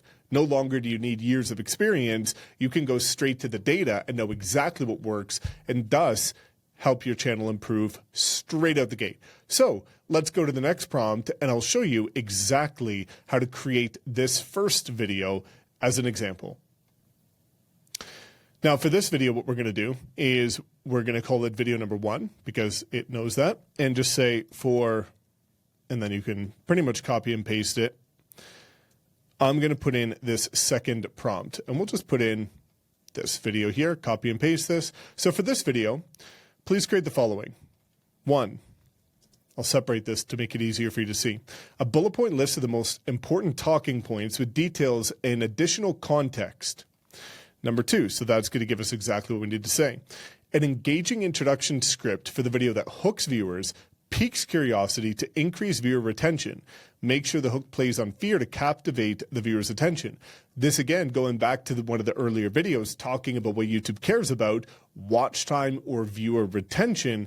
This is going to make sure we capture attention immediately and hook them for the rest of the video, which is going to help your video perform better. Then we have a call to action that prompts viewers to contact me to discuss their needs, specifically related to buying, selling. If you don't do investing, you can just delete investing, for example. I could be contacted at, you can put your phone number or your email, or any other method in the video's description. Please keep this warm and inviting and help people understand I have people just like them reaching out to help me with their next move. So now let's go ahead, and you can see here. Here's going to be a complete breakdown of everything that you need for this specific video. So bullet points with context, the traffic with what you can talk about, the cost of living versus expectations, neighborhood vibe differences, hot summers, mild winters, property taxes, tech boom and job market growth, school district importance, culture and lifestyle shifts, competitive housing market, unexpected costs, and relocation hurdles. So these are the 10 things that, again, based on data, because ChatGPT is going to scrape the internet to figure out what are the best things you should be talking about, now you don't need to even think about it. You can go straight to what is going to work. Now, if you want this in a full script, you just ask for it. ChatGPT will do the work for you. Now you can see here an engaging hook and introduction script. If you're planning to move to Austin, stop what you're doing in the next 5 minutes, because while Austin is one of the fastest growing cities in America, it's also one of the easiest places to make a $50,000 mistake just by choosing the wrong neighborhood, not knowing about property taxes, or underestimating the competitive market. So you're going to break down the 10 things, everything that you need to know. And you can see a warm, inviting call to action every week. I hear from people just like you, families relocating for work, couples looking to get their first home, or sellers that need to plan a make a move. If that's you, I'd love to help. Please contact me here. No pressure, no sales pitch, just honest guidance from somebody who knows the market inside and out. So now you have the bullet points of what to talk about. You have the hook to capture their attention, and you have the warm, inviting call to action. So these are all very critical points. The next part, so first we have the ideas. Now we have what to say to record the videos. Now, since we're already in here, let's just go ahead and get the optimization details. You can see here, would you also like me to write a click-worthy thumbnail and text for this video that will drive maximum CTR? Kind of, but we want more than that. So let's go ahead and grab the third prompt. So now that we've got the final prompt, we're going to go ahead and paste it in here. Write 5 engaging titles for the YouTube video that will get the highest click-through rate. Again, going back to one of the first videos, talking about the importance of getting people to click on your video. The most important thing. If nobody clicks on it, nobody watches it. Doesn't matter how good the video is, you need to get people to click on it. Write the description, including highly searched keywords for SEO. Write the keywords or the tags for the video with a max of 500 characters, which is the limit. And then 3 clickbait-style thumbnail design ideas that will get the highest click-through rate and stand out amongst the competition, which is critical because in YouTube, you can actually upload 3 different thumbnails at the same time. It will split test them for you, and it will automatically select the one that helps your video perform the best, which is why for me, once you get to a more advanced level, or if you know how to use AI to create thumbnails, then you can actually just create 3 very quickly and make sure that you give your video the best chance to succeed. If you're just getting started, creating 1 thumbnail is completely okay. So now what we're going to do is get all the details for this. So you can see here, 5 engaging high click-through rate titles. We have the SEO optimized description, and with the titles, you can select the one that, based on what your competition has, the one that stands out the most. There's a strategy behind this as well. SEO optimized description. So now you've got the description flooded with keywords. As you can see in all, it's kind of hard to see because it's white on white, but anything that's bold is a keyword, as you can see here. And then we have the highly searched tags. Well, this is cool because previously you used to have to pay like $40 a month for vidIQ or TubeBuddy. That's why I say the prompt package is worth its weight in gold, $40 per month or $37 one time, and you're going to be able to get better results. And it's one time. But now you can pretty much copy this, and you can see here all of these are hyper-specific to Austin real estate and are going to be perfect for your video, which is insane. This used to take hours of research if you wanted to do it properly. And again, spend a ton of money, but now you can do it for free if you know what you're doing. And then you've got some thumbnail design ideas. So this is going to give you some direction on the photo. It's going to give you direction on the text, and it's going to give direction on the background so that, again, if you're creating the thumbnail yourself in Canva, you can follow these directions. If you are outsourcing it on Fiverr, you can do that. or if you're using AI to do it, there's some pretty ninja stuff that you could do here related to artificial intelligence to create these for you and get them dialed in. So now we have our first video done, right? We've planned and prepared our first video. We have the video topics for the next month. We have exactly what to say in the first video, and we have the optimization details for that first video as well. All that you need to do for the remaining videos is just follow that same process, right? There's 2 prompts after you have the ideas. Do it for each of the videos, and within about 30 minutes, you could have your entire month's worth of content done. To give you some context, that used to take multiple days. So this is wild what you could do now by properly leveraging artificial intelligence. Now, in the next video, let's head on in, and I'm going to show you how to make recording this video easy, and also to make sure that your personality comes out so you get confidence in front of the camera and you're ready to record that first video. Lights, camera, confidence. You're ready to start recording your first video, and I'm going to break down a couple really important things that you need to be mindful of in order to successfully record, but also some nuances that are going to help you deliver better and keep everything organized and make it a heck of a lot easier. Now, I'll be the first to say I've made every mistake under the book. I've recorded hour-long videos before and forgot to plug in my microphone, so there was no audio. I have had batteries die and get there to record and I can't record. I've made every mistake. But first, let's back up for a second. Now, confidence is key. And in the Social Agent Academy, we have an entire section on how to get comfortable and confident in front of the camera, taught by an elite camera confidence coach. That section makes a world of a difference for my introverts out there. And again, it breaks it down in detail, not only how to set up your studio to make it easy, so in 10 seconds you can get recording, but also how to get comfortable and confident in front of the camera. But for this course, this accelerator program, I want to share something really critical with you, which is communication. Communication is the #1 skill that you need if you want to succeed as a real estate agent or an entrepreneur in general.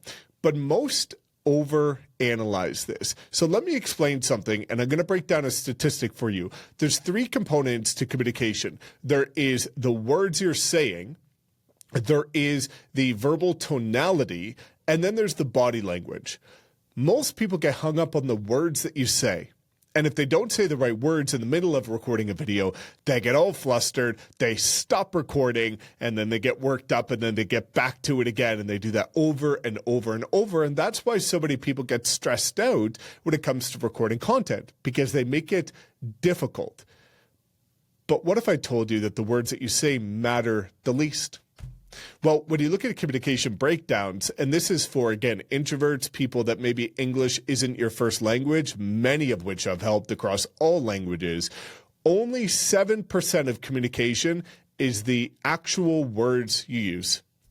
And people put almost 100% of their focus on the exact words. I could tell you from experience, I could go back to 100% of my nearly 1,000 YouTube videos and identify in every video words I wish I said differently, mistakes that I could have done better. But you have to realize done is better than perfect. Getting a video out there is going to do a heck of a lot more for your business than a video that's sitting on Google Drive or Dropbox with nobody to watch. So 7% of communication is the words you actually say. 38% of your communication is the tonality. So that's why you'll see in these videos, sometimes I'll slow down a little bit, sometimes I'll increase my pitch, sometimes I'll speak faster, sometimes slower, because that keeps people engaged, but it also connects with people on a deeper level. 55% of communication is body language.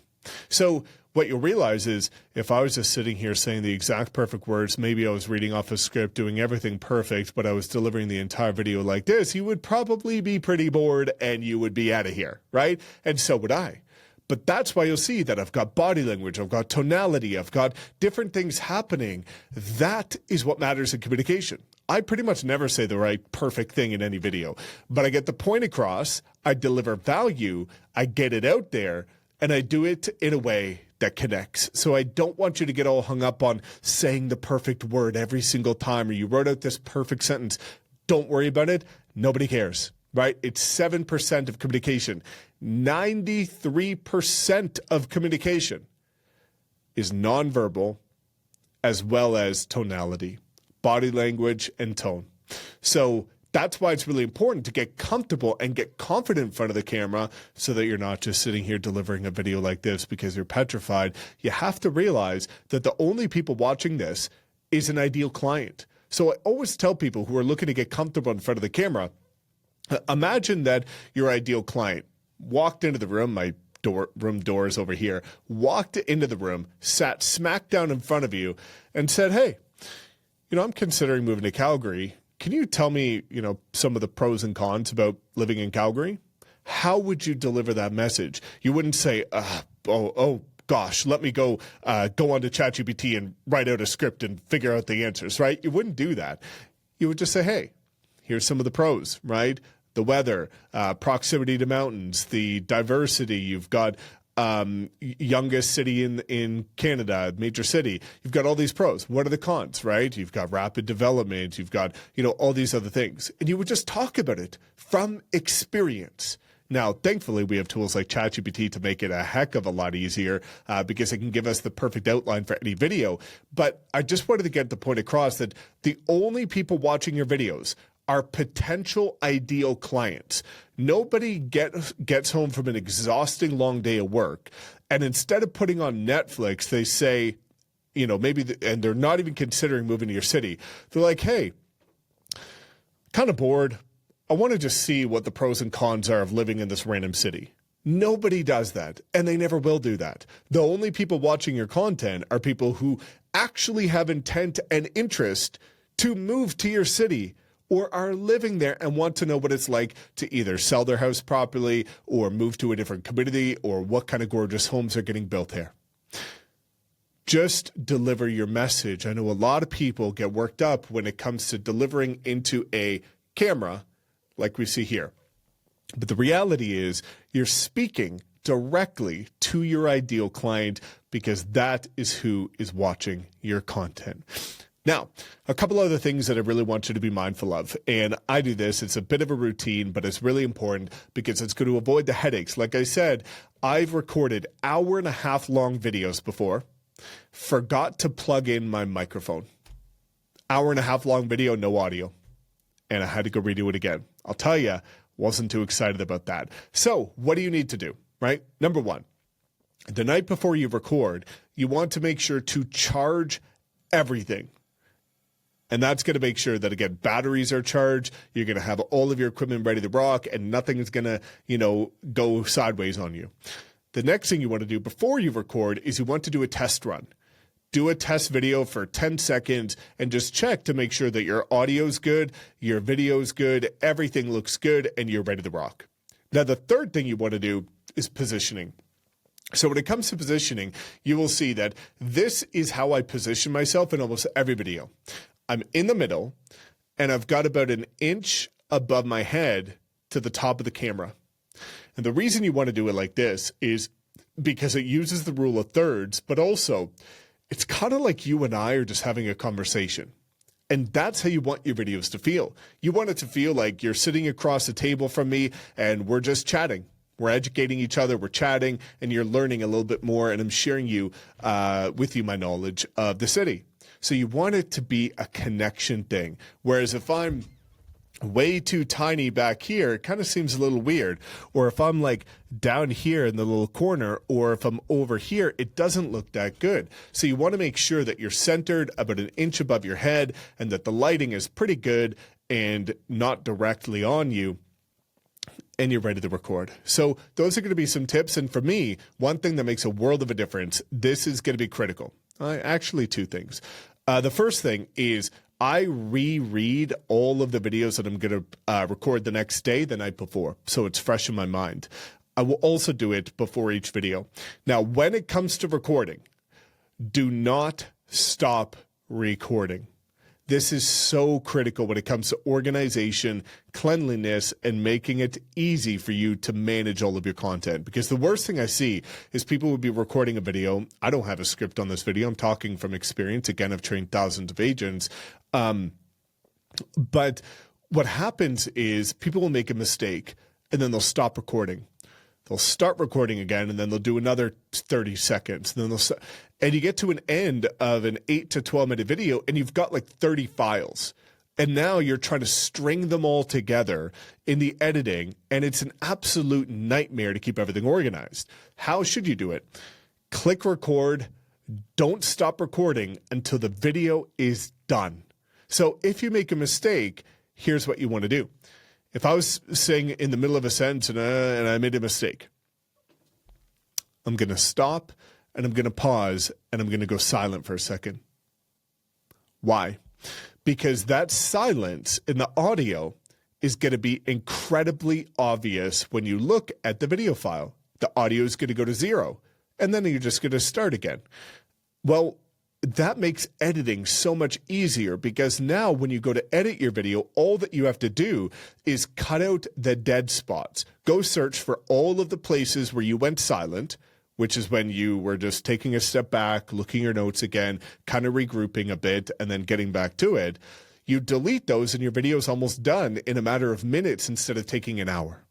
And especially with the AI tools, it's going to be even easier to do this as well. So one video file, once you start recording, don't stop recording, and just take a step back whenever you make a mistake. It's completely okay. It's natural.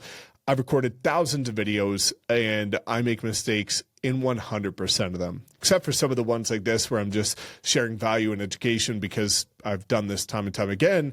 But again, I don't want you to overcomplicate it, right? Recording done is better than perfect. Don't get hung up on the exact words that you say. Don't overcomplicate that. It's way more important to take massive action, focus more on energy levels, getting excited about it, and realizing that your ideal client is on the other end of that screen. And if you do a good job, they're going to be reaching out and they're going to become your client.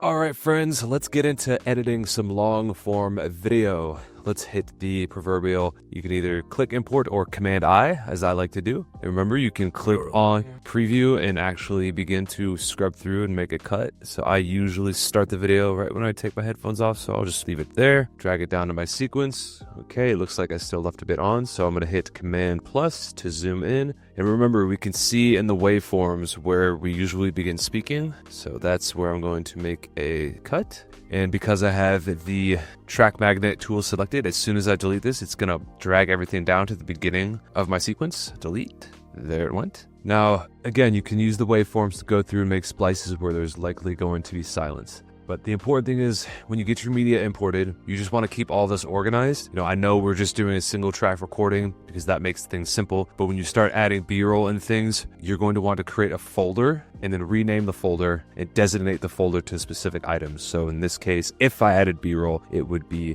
B-roll folder. Or if I add camera 1 and camera 2, you would make it, this is all camera 1. You could say camera 1 or camera A. And you could do that all the way, camera 1, 2, 3. And you could even do, you know, outtakes. You know, I like to always keep, if I mess up on the clip or something, or if I find a raw file that I can't use in the video, but I'm like, you know what, this would be good for my outtakes or my bloopers, then I usually will flag it for something that I could use for a blooper reel or behind the scenes. BTS is an acronym for behind the scenes. So just like that, the reason is once you start getting really good at this, and you might even edit multiple videos at a time in a sequence, or you know, XYZ, there's a number of reasons that you're going to start having multiple pieces of media within here, but staying organized is crucial. So always try to organize the raw assets in this manner if you have multiple raw assets coming in. And then if you start importing completed videos or other assets back into your timeline, into your project, you just want to make sure you are staying organized. So an important thing to note there, we're obviously going to go through and edit all of the A-roll first. The A-roll being the talking head and the main component of the video, and then the B-roll will go on top of the A-roll. So structuring your timeline efficiently is the first component, and now we're going to get into making the cuts. I made that first cut already, and you just go through the waveform, unless you want to just listen through it and actually make the cuts as you're editing live, but sometimes it's just easier to go based off waveform. Totally your preference. If you're new, I suggest watching the video so you can get better on your delivery and know where you can improve. Now, one thing I wanted to point out here is when you're making cuts, the way you may not be able to hear what's being played through the speed, but that's okay. You don't need to hear it. Matter of fact, I'll just pause it because this is a visual thing. So notice the cut here, how it jumps. That is okay if it's in your video. It's very, very common on YouTube, even the high level creators now. Just if there's a cut, like everyone knows that you make cuts on YouTube, it's an edit. It's not a big deal. But if you are going to add in B-roll, sometimes I do like to smooth out the video by putting B-roll over the cuts. 100% of the time with my client work, with my branding client work, I always film 2 cameras, meaning that there's an A-roll, like a direct on camera, or I guess the subject would be in the left or right third because I interview my subjects off camera, but there's a main camera and then a camera 2 that kind of has a side profile angle. So when I make a cut, I usually cut to the other camera. You'll notice that with like ESPN, they'll do like a cut back and forth between 2 cameras because it makes it more dynamic for one, but the main reason they do it is that you're able to edit the subject seamlessly. So it seems like they're not skipping a beat in their delivery, but really what you're doing is you are just omitting mistakes and shortening the delivery. The beautiful thing about having a 2-camera shoot. But in this case, you can cover it with B-roll. So what I say here is, if you can't hear it, most realtors who are new to creating content okay. So then what do I always say? We want to say it, prove it when it comes to our B-roll. So you're going to go to the library and I would look up probably content creator. And there we go. Yeah, about a nice guy on a beach. We'll click and drag. He's pretty young for a realtor, but sure. Or maybe not. Maybe he's in his 20s. Who knows? So then it'll go most realtors who begin by creating content, blah, blah, blah. And then we'll make a cut on this and we'll go back to Austin. See how it does that? A little too much over, so you gotta go over the cut or precede the cut just a little bit because there's the splice. You don't want it to jump at the same time. So you start the B-roll, there's the cut, happens underneath the B-roll, and boom, it's like I didn't skip a beat and you wouldn't even notice that I made an edit there. So that's one of the methods I like to use to cover up cuts sometimes. Again, not a huge deal. I really like to cover them if it's just like if my hand is in the air in one clip and then in the next it just jumps down. Sometimes it just looks a little too goofy for me. So it really just depends, but don't over analyze trying to make that perfect. It's just a useful tool to cover up hard cuts and maybe some mistakes. But overall, the intent of B-roll is just to keep the video more engaging. But the beautiful thing about having this library here is that you can quickly source stock free B-roll to use right in your videos and you don't even have to leave the platform. All right, folks, I went ahead and just cut together a real simple edit here, used a couple clips of B-roll, no big deal. So now let's get into enhancing our video with some text. In this video, I'm going to break down all of the biggest mistakes you need to avoid when editing. So I'm just analyzing where I want to drop in text. In this video, I'm going to break down all of the biggest mistakes you need to avoid when editing So I'm probably the subject of the video. I mean, it's avoiding common mistakes to avoid in editing. So mistakes you need to avoid when editing. So all the biggest mistakes you need to avoid when... Yeah, so I would say, so remember, we're going to click on text, drag, and then you just match them. Break down all the biggest mistakes. So biggest mistakes, and I'll probably do a separate text in the same clip. Come on, computer, getting a little laggy. I'm just gonna keep it simple with this one, and we'll go alternate on Windows, option on Mac if my memory serves. This one would be mistakes, and I'll put this one up one more, this one. So you can always add a track by just clicking and dragging up biggest mistakes. And obviously I don't want them totally stacked, so I'm going to, let's go back to this one. I'm going to select mistakes, it's highlighted, biggest mistakes. And I try to at least keep it off the subject's face if you can. Shoulders, body's fine. Biggest, I'll keep biggest, bigger, kind of makes sense, you know. And I know some people that could do the cool thing where it's like the words are behind you and they fill in, it's like all that stuff, but let's just keep it simple for now, my friends, all right? All the biggest mistakes. And I'll even go try to match it on the word. I'm going to break down all the... And you can see it biggest, it's where it's going to spike right there at the waveform, so I'll drag it there, and then we'll match it with mistakes. Again, you can see where the M is going to hit right there in the waveform. The biggest mistakes you... Could even be a little sooner. The biggest mistakes you need to avoid when editing so you can save. Yeah, so and that's kind of the basic application there, and I might even See what I can do for a certain animation. Let's just give it a quick look. I would love for there to be, yeah, a typewriter. For me, I love the typewriter effect. So these animations, there's all sorts. I prefer just a basic type, so explicit. Yeah, and I'll explain why I like that so much. So Stagist, and we'll add in the same thing. Go to animation, give it a click, type one. And I like the type left to right because that's how we stay to you. And you don't have to use type. I'm just using that as an example. There's all sorts of effects you can play with here. But I'm going to go ahead and fill some of these in, and then we'll see what it looks like once I get them all added. Okay, just an update on where we're at so far. Break down all the biggest mistakes you need to avoid when editing so you can... Okay, so we're getting all the biggest mistakes you need to avoid when... It's a little... Now the typing is a little too much. So I'm going to stack the you need to avoid when... And I'm just going to have you need to just pop up. You need to. Plus, that just gives a little bit of a different look. So I want to get rid of the animation. So I'm just going to go back to 0. And for, let's see, 2. Same thing. No animation. So now I just realized I will probably need to bring these up into a separate track. If they'll let me. Okay, so I might need to do it this way. Go to option or alternate. Put this one right above it. Just because I need them all to be separate words so it populates as you need to. Put need there. Oh, that's confusing. Okay. Well, that would be why you need. You move you here and you need to. And I'll probably leave that there just for time's sake. You need to avoid when editing so you can. So you're starting to see how it develops and you're matching what I'm saying. And I'm also going to get rid of the type effect on these two. And probably just do the same thing where they pop up. Avoid when editing to avoid. When editing. And I don't mean to drag this on, but I just want you guys to see how precise I try to get. Not overproducing this, but to avoid when. And the only reason I'm adding this many is because it's the beginning and it's reaffirming the subject matter, which is the most important part. To avoid when editing. Okay. And I'll do when editing. And I'll even give this maybe a little personality, just a little bit of bang. And I'm also going to make it a different color because that is the big kahuna. That is the subject matter of the video when editing, okay? And we let this, or I'm going to let this so you can save time. So you can save time. And then I like to always, anytime you change scenes, you're changing the shot, I like to drop the titles, typically, so you can stay consistent. That's just kind of my rule of thumb. Anytime I change scenes, I don't usually carry over graphics, or I try not to. Sometimes it gets a little tough with bigger shoots with more camera angles, but... Need to avoid when editing, so you... Okay, last thing I'm going to do is just run these all the way to these. Okay, now let's see it play through. In this video, I'm going to break down all of the biggest mistakes you need to avoid when editing so you can save time, so you can stay consistent, and create content that actually connects with your audience. There you go. So...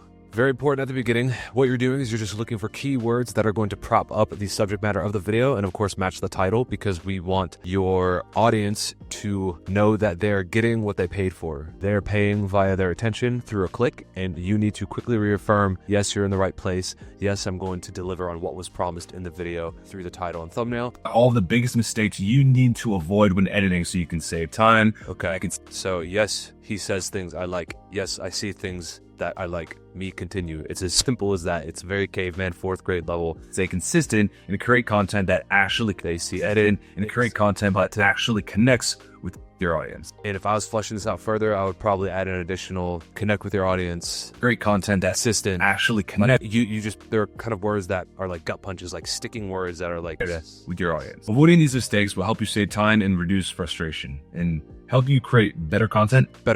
Frustration. You know, I don't want you to overdo just getting lost in adding all the text and everything, but you understand, like it just adds a more dynamic look and reaffirms, so it helps to guide the viewer along the video. It's time to jump. Okay, so I'm going to drop in a few more text here and get this laid in, and then we will get into some additional enhancements, you know, and some audio things, but stay as I don't. This is a little crazy. It's filling up the screen. I should probably mention this too. I'm always going left to right, top to bottom, just how we read. You don't want them scattered around like flustered, like whoa, what's going on?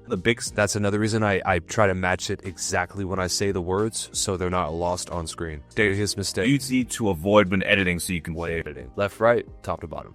All right, so I've got a pretty amount of... You need to avoid when editing, so you can save time, so you can stay consistent and create content that actually connects with your audience. Very simple lay-ins, very simple animations, all right within CapCut. That will take you. One thing I want to point out here is that So the intro is done. Like pretend that this, and I just kept it short for the sake of this demonstration, but pretend it's like your full 2 to 5 to 7 minute video, right? So you cover the subject matter. Mistakes you need to avoid when editing so you can save time, so you can stay consistent and create content that actually connects with your audience. And the average, I mean, that's the hook, that's the intro.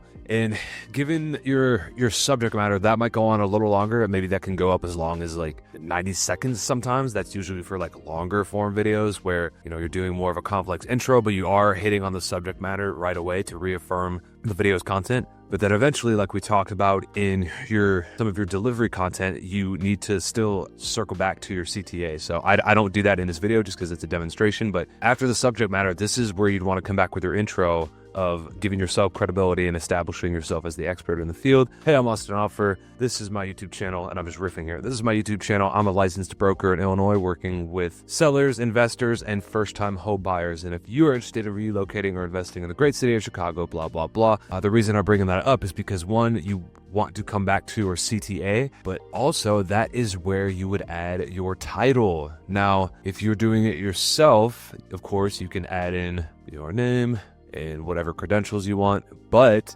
the best way to do it, of course, if you work with HCC, you get those built for you. So I'm going to add my CTA that was custom built and provided for me by Social Agent Academy, or excuse me, by Team HCC. And all you do is click and drag down, bada boom. And it's an alpha graphic, meaning it's just a, there's nothing that fills the frame. It's just kind of a transparent graphic. So I'll keep the audio off just so you understand. So pretend I'm just introducing myself here. Welcome back to my channel. I'm Austin Offer, XYZ. Man, that thing's slick. So cool. So this is just one of the many CTAs and bonus items you're going to get when you do your branding package with HCC. So I'm going to reposition mine just a little bit and a little smaller. So you always want to keep it, because there's going to be play buttons here and things on people's socials and on YouTube. So you just want to be mindful of that, of keeping the graphics a little higher when you're doing a lower left or right third. So probably about there. And I did not do anything. That animation came pre-built, ready to go by HCC. I mean, that's top of the line. It's got drop shadows. It's got a lot of depth. Like, look at the difference between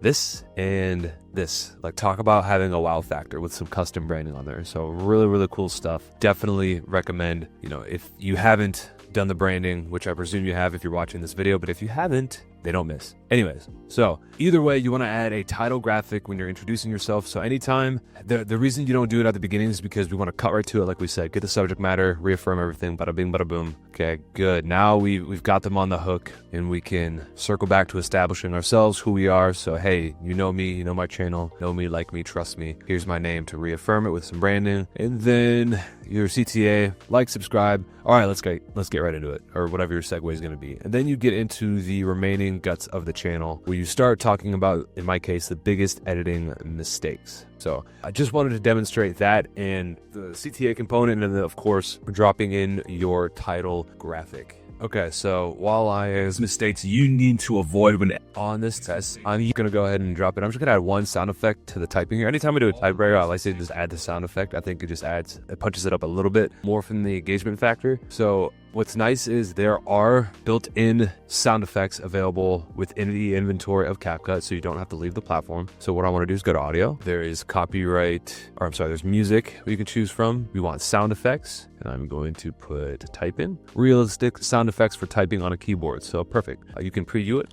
by clicking on it. Sounds good to me. And you will just click and drag, and you see the blue line populate just below the A roll, and it has an alternate color because it's a sound clip. And let's play it. Just Makes mistakes you need to avoid, just so you can hear it. Okay. But I need it to start typing right when biggest begins. So we're gonna click and drag right there. Okay. But we want it to stop after mistakes. So you're gonna go ahead and scrub it down. I'll probably punch in here. Actually, I'm gonna stop it before it begins the other letters, so it's not kind of throwing people off. We'll scrub this. all the biggest mistakes. This might be a little loud, so I'm just gonna drop the volume a titch. Maybe raise it up just a little more. Little more. I'm just being picky now, but The biggest mistakes yeah, it's short enough that should work. And I'll add a little bit of a fade out just so it smooths out the cutoff of the clip. Just a little guy right about there. It's fine. The biggest mistakes you need to avoid when editing so you can save time, so you can stay consistent. Yeah, and you could add extra pops and stuff to these things, but I think just having that intro will Biggest mistakes you need to avoid when editing so you can save time. So thing of beauty, you got all sorts of sound effects right in here, crashes, swooshes, clicks, booms, so you can explore around and see what works for your particular edit. All right, so I went in and added a few more visuals here. I adjusted the CTA, and you will want to bring back the CTAs that you build at the end of the video too, either if it's you, like your name, so it establishes your brand, or if it's like a call out to your channels, like your Instagram or subscribe now, something of that sort, just to reaffirm like, hey, be sure and subscribe, follow me, I'm the man, etc., man, woman. And I also, based on the subject matter, I dropped in just the CapCut logo here and added a small sound effect, so I'll play it. And in the next video, I'll walk you through how to use CapCut step by step so you can start making basic video edits at the pro level, even if you've never edited before. Okay, and then I would add a nice clean ending there. So Through how to use CapCut step by step so you can start making basic video edits at the pro level, even if you've never edited before. cool. So I know this is short. I'm not trying to be hypocritical with how short this is, but I just am trying to convey to you how to produce these long forms. Another component, if you are a client of HCC and you did the branding, is that you get a custom built intro for your channel. Now, a lot of people in the YouTube space, some are pro intros, some are pro outros, some despise them entirely and think you just need to get to the point. I am fine with intros. I do think you need to have an established channel first before you really start leveraging them. And I do think the opening of your video needs to be reaffirming the subject matter. Always reaffirm the subject matter. States give the person what they want. They click there for a reason, give them what they want. You need to Then at some point with your audience. And in the next video, I'll want you to introduce yourself, so I'll kill my audio here. Let's say again, I introduce myself. You could have the intro somewhere either before you introduce yourself or shortly thereafter. You know, I'm a licensed broker, work with XYZ. It depends on how short it is. You just don't want to elongate the whole thing. But for the sake of this video, I'm just going to put the intro at the beginning just so you see what it could look like. So like, let's say I had 6,000 followers. My channel's been very consistent for over a year. Now I'm just gonna throw in a video because at this point, like, I've got an audience of you know, just under 10,000 people, and they know, like, and trust me. Let's disable this. I'm actually gonna hit Command A. So what I just did, I just left click and dragged everything, grabbed everything, and I don't like doing that, so I like hitting Command A. Is Command All, and we're gonna take this sweet YouTube intro, which I'll play through here. And I'll turn on the sound here. Bada bing. Okay, now we're gonna turn it back on. Oops, it didn't carry everyone with it, so I'm going to not do Command A. Actually, I can do. So I'm not going to do Command A. I'm just going to grab all this because it makes it a little harder. Right about there. It's a little long there on me. Right about there is probably when I'll start the video. We'll just close that gap. No, big guy. in this video, Yeah, and there I'd probably add a transition and a small sound effect, and I'll add those in, and you know, you could use that through some animations here. And as you know, just a combo, something like that. Just maybe a falling would be good. Let's see how that looks. Oh yeah, I'm used to my other pop. in this video, I'm gonna break down. Yeah, too slow. Let's see if I can make it faster. So I'll play around with this and add a small sound effect and an animation, but next I want to get into adding in your music because I think there's some important notes about that. All right, so I added a few other effects. Let's see the whole thing now. In this video, I'm gonna break down all of the biggest mistakes you need to avoid when editing so you can save time, so you can stay consistent and create content that actually connects with your audience. And in the next video, I'll walk you through how to use CapCut step by step so you can start making basic video edits at the pro level. Okay, great. So now what we're going to do is add in music. Typically in an edit with the pros, like, music comes very early because you want to pick the song because you tap in a lot of the visuals can be cued to the music, but you don't have to worry about that as it really comes with like high end like branding edits and things. I will say how do I say this lightly? No one cares about the music, like, more than you would think. Like, no one cares. Like, no one actually cares, and neither should you. They care about the value of the content, about what they came to look for. Music is just another way to add a little bit of engagement to the video. So I just have ambiance. Like, you'll find in most of my videos, the music's barely even perceptible. I just like to have, In this video, I'm gonna background ambiance, and you'll notice that 99% of the time, it's always lo-fi. So that first one, I mean, that's perfect for me. So your audio, music, I type in lo-fi. You know, if depending on the mood of the video, what you might be going for, you might pick something different. This works great for me, so I'm just gonna add it, and I won't even start it until probably a few seconds into my video. But first, I want to make sure it's not too loud. I'm gonna break down all the biggest mistakes you Okay, so need to avoid when editing so you can save time, so you can stay consistent and create content that actually around like -24 to -29 decibels is usually where I end up. The states you need, I'm going to do a fade in on this. And you can see where, if you do fade ins and outs, you can see about where it pulls to, where it starts. You can do it manually down here as well. So I'll probably do it just after the sound effect here. In this video, I'm going to break down all the biggest mistakes Even further, I may even drag the whole thing. break down all the biggest mistakes you need to avoid when editing so you can save. Yeah, so maybe even like after the subject matter, because then I just really wanted to be like, that's the focus. All the biggest mistakes you need to avoid when editing so you can save time, so you can stay consistent and create content that actually connects with your audience. And in the next video, I'll walk you through how do you If you're going on for another 2 minutes, it like just helps to carry on the video step by step, so you can start making basic video edits. No, nothing crazy, pro. A little bit of a beat. Even if you've never edited before. So as you get better and make edits, you can do things like, if it's like a 7-minute video, some people add visual breaks and they raise the music up and bring it back down. They have scenes, like it can get very complex, and you just add in creative ways to move along the video. All the biggest mistakes you need to avoid when editing so you can save time. So, and this is coming together really, really nicely. You can get into, once you add more of like your own B-roll, you can add, wide shots, close-ups, all sorts of different cutaway shots of you talking about your focus work, how you serve your clients. You can use old footage of you working with a lender or a client testimonial, B-roll of you collaborating with a client. Like the sky's the limit on all of this. So I'm not going to overcomplicate this, and I do just want to point out, for the sake of the edit, one more thing. This was shot in camera color, but if I wanted to, if I wanted to make an adjustment here, maybe if I wanted to warm up my face a titch, I could play around with it, cool this off. You see how my face goes from kind of my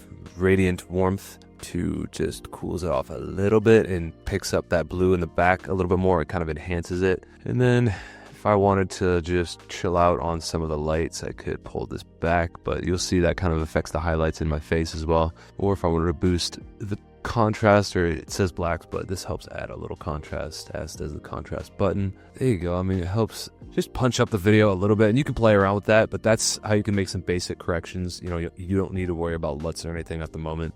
That's more advanced stuff. In this video, I'm going to break down all the... Okay, now pretend this is a 3-minute video. You could also add, this is an intro, but you can also build outros. Typically what you want to happen is for the cards to pop up on YouTube at the end. And that's something that if you work with HCC, they can take care of entirely. And that's kind of some next level stuff. But if you wanted to just keep it real simple, sometimes I would just take the same intro and use it for the outro. So let's watch it all the way through. Oops, excuse me. In this video, I'm going to break down all the biggest mistakes you need to avoid when editing so you can save time, so you can stay consistent and create content that actually connects with your audience.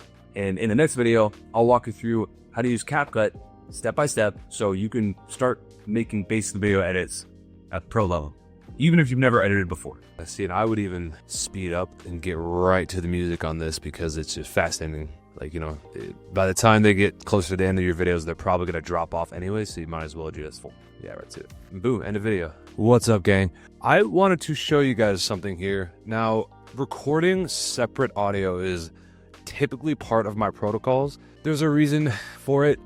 It's really, that's more elite level stuff because one, it requires a recording device, an external recording device. I use the Zoom 6, a Zoom H6 if you want to be specific, but that is not necessary for you to know, as you will probably be wearing a lav mic or using a shotgun mic that goes directly into your camera. So syncing audio is not something you typically need to worry about. But if you ever do get to that point where you're recording audio externally, and again, the reason for that is quality control for one. When you're in big boy professional productions, you always record the audio externally because one, it's a safety measure. If anything corrupts with the cameras, you still have the audio, which, I don't know what good that really does, but it's a quality control thing or a safety measure for one. And then from a quality control standpoint, when you have isolated audio files, you're able to control the audio and manipulate it that much more, and you can really enhance the quality. So just for the sake of demonstration, I'm just going to show you what it looks like when you import your own audio and sync it. it. So, the main thing I want to highlight is having quality audio. Like it's the #1 most important factor of your video. Like you can have a very mid camera quality. You can use your iPhone, you can use an SD camera. And if your audio sucks or your audio is fantastic, that's what's going to determine the engagement of your video. So if you have pristine visuals and your audio is garbage, no one is going to watch your video. You can have very mid video, and if your audio is exceptional, you're fine. Okay, so I'm just going to show you how to bring it in and sync it, and then I want you to listen to it. So I went ahead and just dragged it down in my sequence. So now how do you sync audio? So usually, and I didn't do it here, but what I'll do is I'll record the audio, the external audio device. I'll record on my camera. So you have 2 different devices that are recording. I look at the camera, I put my hands in front of my face, and I clap. Okay, and the reason for the clap is for either yourself or the editor doesn't do a great job at it, but what happens is your audio levels will peak. Think of it as like a mountain range, and there will be a really tall one on the clap, and that's how you know when you see it on the video as well as on the audio, like, oh, there's the peak right there, so I need to line up this wave with that wave. In this particular case, I started in a random part in the clip, so I'm just going to line up the waves here. Let me unmute this. So right about here, so you see the waveform starts here as it does here, so I'm going to move that right about there. Okay. Now, I want you to pay close attention, and it might be kind of tough over volume, but let's hope you can hear it. This is the natural audio just picked up on my camera, okay? It's... In this video, I'm going to break down all the biggest... I'll listen to it one more time. In this video, I'm going to break down all the biggest mistakes you need to avoid when editing so you can save time, so you can stay consistent, and create content that actually connects with... Is it bad? No. Could it be a lot better? Certainly. It's very echoey, boxy. You can tell it's just kind of the, what was picked up naturally within the room. Okay, so one more time, and then we're going to turn on the quality audio. In this video, I'm going to break down all the biggest mistakes you need to avoid when editing so you can save time, so you can stay consistent, and create content that actually connects with your audience. Now let's toggle that off and turn on the quality stuff. In this video, I'm going to break down all the biggest mistakes you need to avoid when editing so you can save time, so you can stay consistent, and create content that actually connects with your audience. Let's hear it one more time. In this video, I'm going to break down all the biggest mistakes you need to avoid when editing so you can save time. In this video, I'm going to break down all the biggest mistakes you need to avoid when editing so you can save time, so you can stay consistent, and create content that actually connects with your... No question, the audio is considerably more better. And that doesn't mean you need to import separate audio, but that does mean that you need to pay close attention to your audio quality. So avoid just using the natural sound if you can. Like, that's always my first recommendation, is be sure you get some quality audio for your iPhone or for your DSLR camera, and get it as soon as possible, because it's going to just enhance the quality of your videos so much, even if you do precisely nothing with your video quality. So I'm gonna go ahead and lay it in this second piece of audio, because now it's gonna bother me, and we'll look at this whole thing end to end, and then we will finally export. And I do want to show you one neat little trick here with the audio component. So let's say that you didn't do separate audio and your quality audio is burned into your actual video, and for some reason you need to separate it. Or like in this case, if I just wanted to mute this whole track because I'm not going to use my in-camera audio, but my intro has the music on it, so it's like, oh crud, I can't mute this whole sequence here, this whole track. So you can right click and click extract audio, and it actually creates a separate file from your clip, which is incredible. So that way I'm like, oh, this music's way too loud, I need to adjust it. I can go in and do that separately. Or if it's specific to your A-roll, in this video, I'm gonna break down... I'm like, oh man, I need to make sure this is separated so I can treat it. Boom, now you have your audio file separate, and it's still not the quality that it needs to be, but you have the power to separate it right within CapCut, which is, it's super easy and very effective. So I'm actually just going to extract these, and then I will leave them on the timeline just in case, but I'll just mute both of them because I don't really need them. Okay, now I can keep this intact, dear audience. And okay, now let's look at the whole thing. In this video, I'm going to break down all the biggest mistakes you need to avoid when editing so you can save time, so you can stay consistent, and create content that actually connects with your audience. And in the next video, I'll walk you through how to use CapCut step by step so you can start making basic video edits at the pro level, even if you've never edited before. That's what I'm talking about. pretty easy, guys. And I mean, with instruction and tutorial, like the loom timer, I mean, this one's at 35. The first one, I mean, that was probably 40 minutes. Let's call it an hour with me talking through all of this and working on this. And also, it's a 30-second video, acknowledged. So, you know, by the time you get used to producing all of this, you'll be able to bang out 5 to 6 minute videos in an hour, you know, maybe less. Like it just depends on how engaging you want to make it. Like what I always do is I have really core content, like pillar content, some stuff that's really kind of unique to me that I will make more long form because I put a lot of principles in it. I put a lot of thought and writing into it. And then I'll just have filler stuff that I can bang out in 30 minutes, you know, like market updates, you know, things that are more statistical data, ongoing content that people are just going to kind of expect. But when it's something that's really personalized to my brand, I put much more effort into it. So it's really a matter of your workflow and what you're capable of doing. But I would implore you to just keep it. I think a lot of this is even just beyond what is needed. So I would keep it as basic as possible. Leverage the tools you have at hand and learn as you go. You can add one new component to each video. Like dedicate, okay, today I want to learn how to build more graphics, or how to import PNGs and add effects to them, or tailor the music, like whatever, and then just improve as you go. But I would rather you knock out 20 videos before you even putz around with any of this stuff. But this is a very basic edit that didn't take that much time, and CapCut makes it super easy. So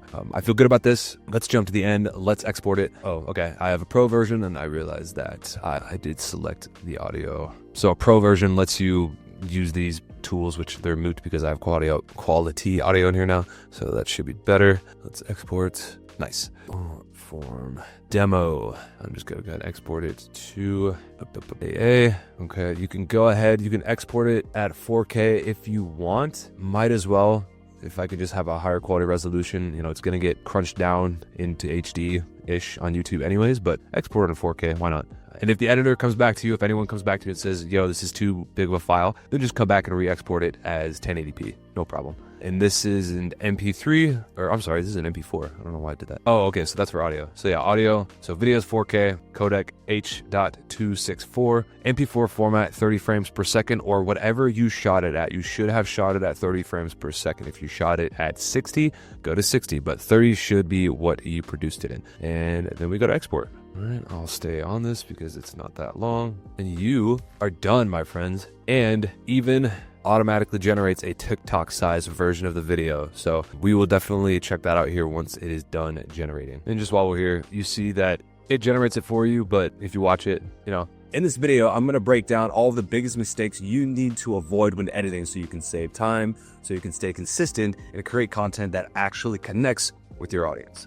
And in the next video, I'll walk you through how to use CapCut step by step. So not bad, but still has some errors. So honestly, you're just better off producing these on your own or not putting on any effects and just going in. You know, you could render it out and let it do it automatically, but you're really just better off going in and making the edits yourself vertically. Like by the time you try to just correct it within this kind of auto reframe feature, you'll just have wished you have just done it yourself and you would have saved a lot of time. But nonetheless, you could open your folder and there it is. Long form demo, MP3, MP4.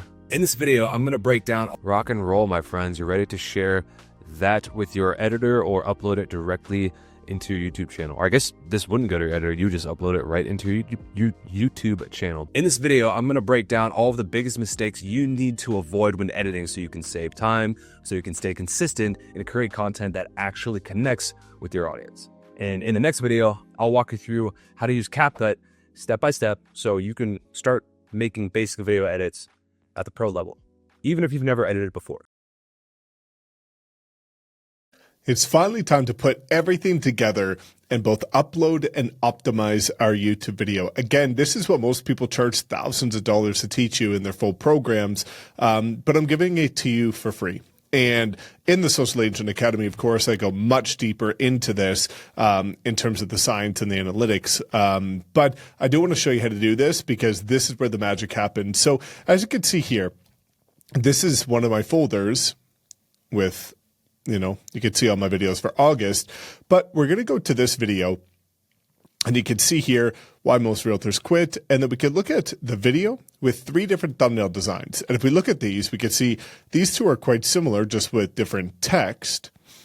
And then here's one that's radically different, all on brand, but using some different styles here. Because what you could do, as we talked about previously, is upload 3 different thumbnails as a ninja strategy in order to help your video to perform better, because YouTube will split test them and select the one that works the best. Now, you don't have to do this.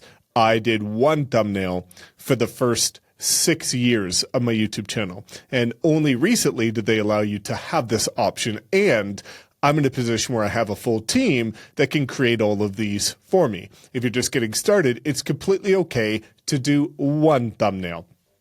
But if you're doing one thumbnail, you want to make sure that one thumbnail really matters. Again, the entire goal is to get people to click on your video to then watch it. But if they don't click on it, they're never going to watch it. So your thumbnail is incredibly important.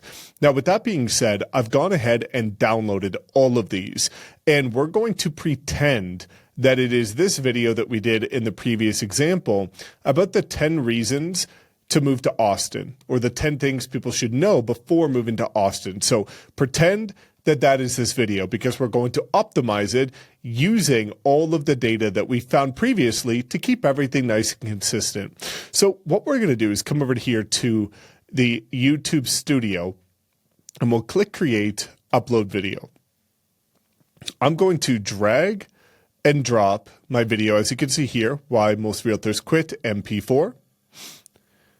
And I'm going to walk you through the entire process. So you can, if you want, to add the details of your title, description, thumbnails, and everything else, playlists, keywords, all in here.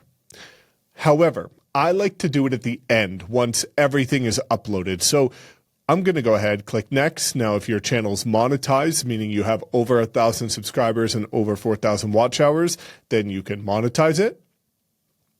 And then if you do monetize, you're going to have to submit a rating saying that you're not saying bad words and you're not doing anything, again, related to sensitive topics. And we're not going to do any of these right now. We're going to go ahead and we're going to save it as unlisted. So what this is going to do is it's going to start uploading and processing the video. As you can see here, uploading 22%, 4 minutes left. So let's go ahead and close, and we'll come into content, and you will see that it is uploading here, which is this exact video. So now what we're going to do is we're going to start to go through the process that I go through personally in order to optimize the video. And I start with the title.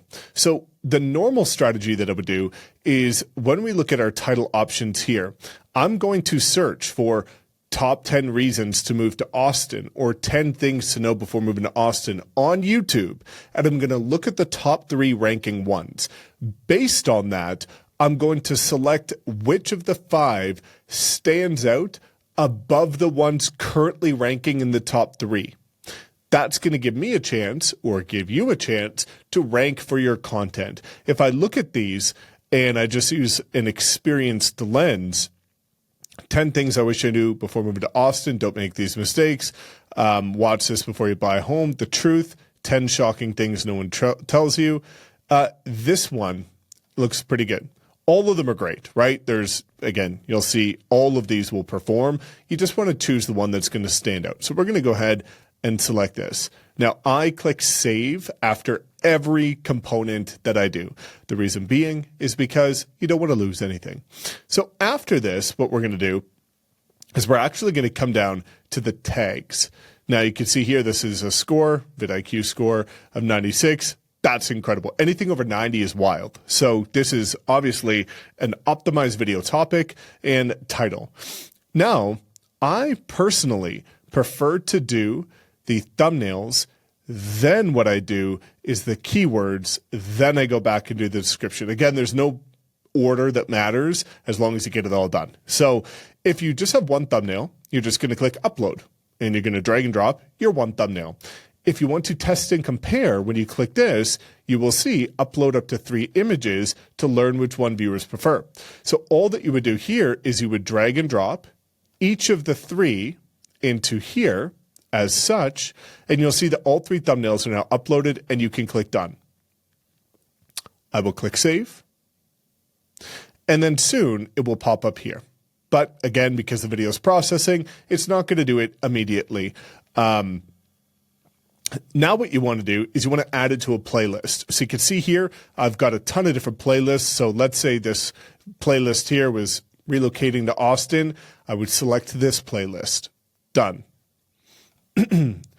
Now, after that, we're going to go ahead and we're going to go down to our keywords or our tags. Again, I always recommend including your name. The reason being, this is all about you getting found. You want to make sure that when people type in your name on Google, that they find you. You can see our thumbnail now popped up. So we're going to come back here and we're going to come down to our highly searched tags. We're going to copy the code and we're going to paste it in here. Now you can see that this is over the limit because I included my name. So what I'm going to do is I'm going to go through and based on these vidIQ scores, I'm going to remove the ones with the lowest score. That and this. And then I would look and see, is there anything else here that would be good? For example, like Austin real estate agent. And that one has a good score. So we're pretty much good to go. Now, again, in the academy, I dive a little bit deeper into how to clean this up. This is about 90% of the way there, which is good enough to get started. But there are a couple tags in here that I would change in order to get the best results. But this is still great for getting started. Save. Now, after this, we're going to come back up here and I will do the description. So we have the description here previously. And I'm going to go ahead and copy and paste this. We don't need to include these keywords down here. That's just showing what's in here. And we'll paste this here. However, a couple things that I like to do, as you would have seen in the example earlier in this mini course and this YouTube accelerator, is having your call to actions above the fold, if you will, or at the very top. And the reason being is because above the fold means when somebody's watching your YouTube video, they see 3 lines before they have to click see more, and then the rest of the description appears. But most times people don't click see more. They just look at the first 3 lines. And that's where you want to have your call to actions. So what we would do in this scenario is typically we would link our Instagram down here. We would link our TikTok down here. We would link a website down here and any additional contact information if you would like. But what I would do, and you'll see this in any of my YouTube videos, is I would put CTA 1. So maybe this is a lead magnet. Then I'll put CTA 2, and this could be your property search, IDX website. And CTA 3 could be book a call, book a private call. And this would be like a Calendly link. So all of these would be links, right? So you wouldn't put CTA 1, you would say something like free relocation guide, free Austin relocation guide, knowing this is a video about relocating to Austin. So free relocation guide, and then you would have the link to it. You would have, search all active Austin listings, and you would have a link to the website. You would have book a private call to discuss your relocation, and then you would have a link to your Calendly. So these are all going to be links, and they're not going to say call to actions. That's just for you to know what this should look like. So first, you should always have your call to actions. Then you should have the description optimized. I always like to make sure that we include some cross promotion in order to get people to follow us and check us out on different platforms. And if you would like at the bottom, many will also include a brief bio. So a condensed version of the bio that they would have in their channel. Save. Now, the last 2 components of this is going to be looking at the end screen and then scheduling your video. So if we come up here, or come down here rather, you're going to see end screen. An end screen is going to be within about the last 20-ish seconds of your video. You can prompt people to watch another one of your videos. This is very strategic because what YouTube rewards is people not just coming to your channel, but staying on your channel. So if they watch one video and continue to watch additional ones, that's going to say and signal to YouTube, hey, people are liking this channel. They're staying here. Let's promote it further. And it's going to help your overall videos get far more reach. So a couple things you could do here. Number one, if you look at my videos, which is the kind of ideal situation, is I verbally at the end of my videos tell people exactly what video they should watch next, because I know based on watching the current one, which one they should watch next. Now, it took me a little bit of time to get there because you have to weave it into your process. In the beginning, if you just end your video, you can still do this because if people watch to the end, then this is where, again, they'll just see this pop up and likely click on it. So you can select any of these formats. So if we come back here and we look at this, there's a couple different templates that show up. I use this one, and I'll show you which one can be decent if you're just getting started. This element here, you can add any of these elements. Subscribe. So that's this button here. So it'll be, if we looked at this, it's going to show the subscribe. This element here is a video. As you can see, the video that I specifically, and if you look at my finger, I'm actually pointing to it on the screen, the next video that they should watch. If you don't do that, again, it's okay. But always put one video that you believe they should watch next. Now, what I always did in the beginning is when I wasn't as familiar with YouTube, when I was just getting started, when I wasn't as knowledgeable as I am now, I would also add one more video and I would add the best for viewer. Allow YouTube to select a video for your channel to best suit the viewer. So that kind of removed the heavy lifting. So I would put, for example, 2 videos like this, or I would do something more like this. As you can see, you can't overlap the items, but I would do something like that where there'll be a best for viewer, which is going to be YouTube selection, and you want to drag and drop these so they all match. And I would put one that I believe they should watch next. So that's how this typically looks. And then you're just going to go ahead and click save. And then the last component to this is scheduling it. So you can make it private. It's unlisted as default, which means nobody can see it unless you share the link with them. And you can make it public, which means like right now it's going to go live, it's going to get posted, or you can do what I do, which is looking at the analytics, selecting the date that you want the video to go out, and selecting the time. So for me, as I mentioned previously, I do all my videos at 6 a.m. Mountain Time. The default is going to be whatever time zone you're in. But if you are traveling, I always recommend selecting the time zone that you want it to be in. And then you can click done. Now, one of the questions that people will have is, and we'll click save, and then you would be good to go. I'm going to make it unlisted because I don't want this to go out. But many will ask, what times, what days? In the beginning, you want to test. And this is because, for me, my audience is realtors just like you. So what I've seen from the data is that the majority of agents are actively consuming new information in the beginning of the day and then hopefully applying it later in the day. So that's why I find 6 a.m. gets the best time for me. I've put out over 900 videos on my channel. I have the data. In the beginning, I did what you should do, which is test multiple times. My channel was for buyers and sellers in the beginning.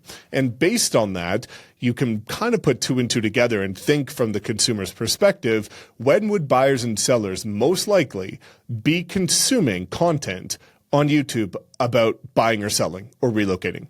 Well, it's going to be weekdays during lunch. It's going to be weekdays in the evening after dinner, or it's going to be weekends. Kind of anytime. Sunday, usually after church, so afternoon. Saturday, kind of anytime. And so knowing that, my recommendation, if you're doing the proper 2 videos a week, is to test it for the first 2 months and try one video Monday at lunchtime. The next video, Wednesday at 6 p.m.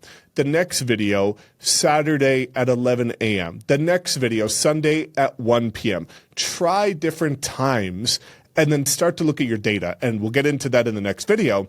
But you want to be able to let that guide you so that you can identify it. But you can't identify it until you consistently put out content. That's why the important part is now you've got a video uploaded. It's time to schedule it and get that first video out Now, we're going to start diving into what do you actually do moving forward in order to make sure you consistently generate leads.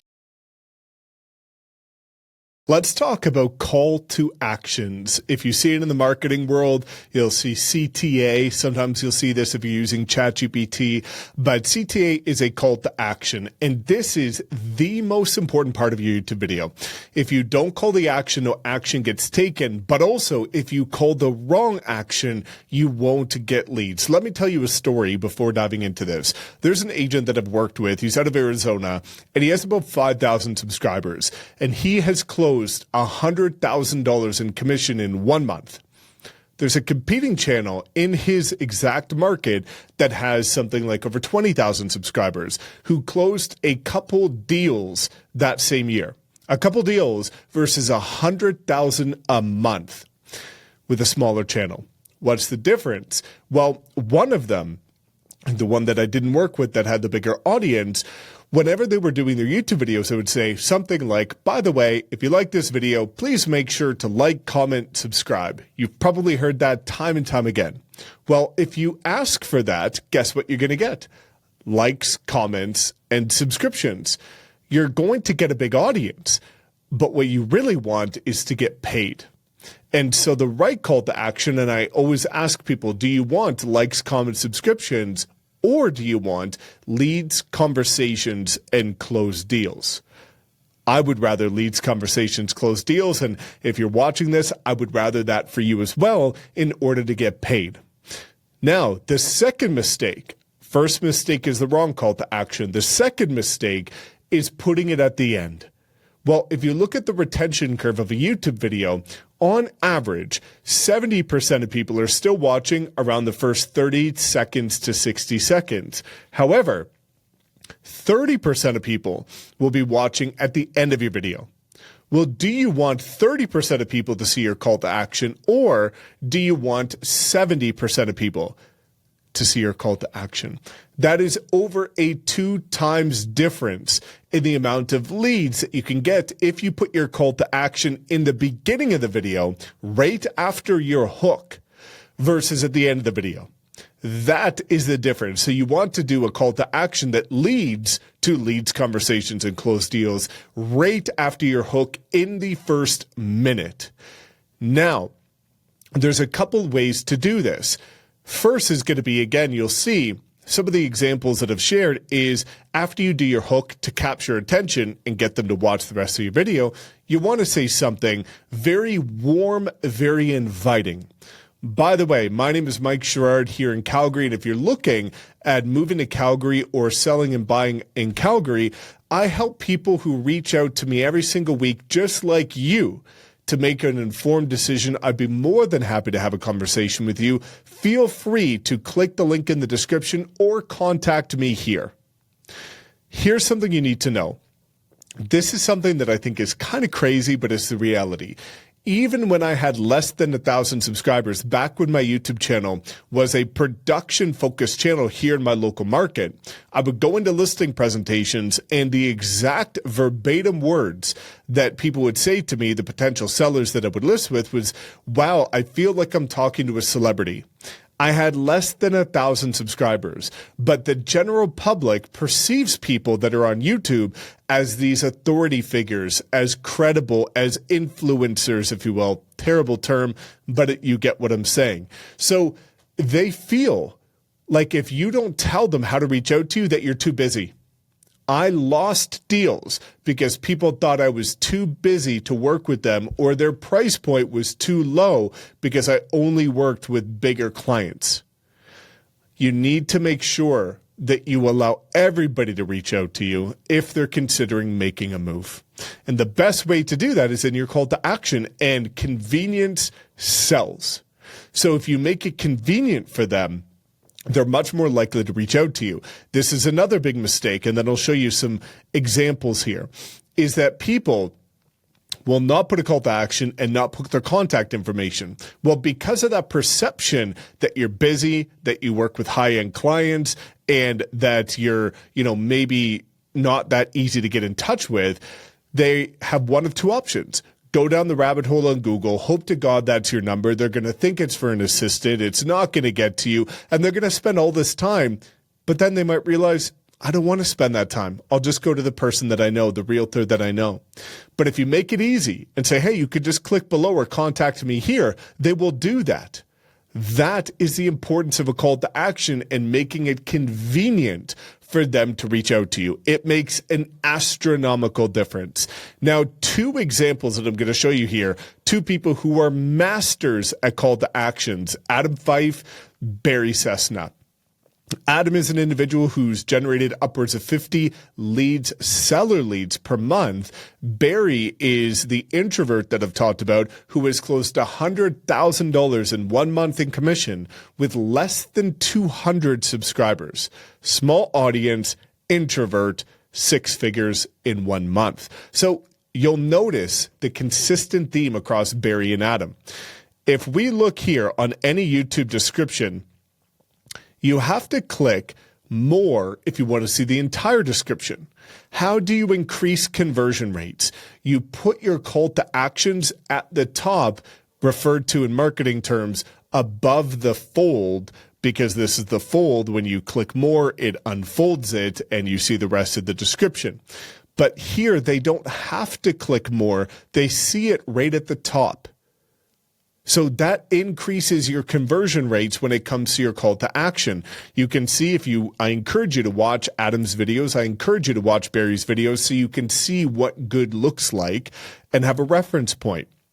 But if you're watching his videos, you'll see right here, pretty much right at the minute mark, you can see Adam doing his call to action right here, where he's talking about who he is and he's talking about how to get in touch with them, and he's showing where you can get in touch with them. You can see schedule a Zoom call, instant home evaluation, start your home search.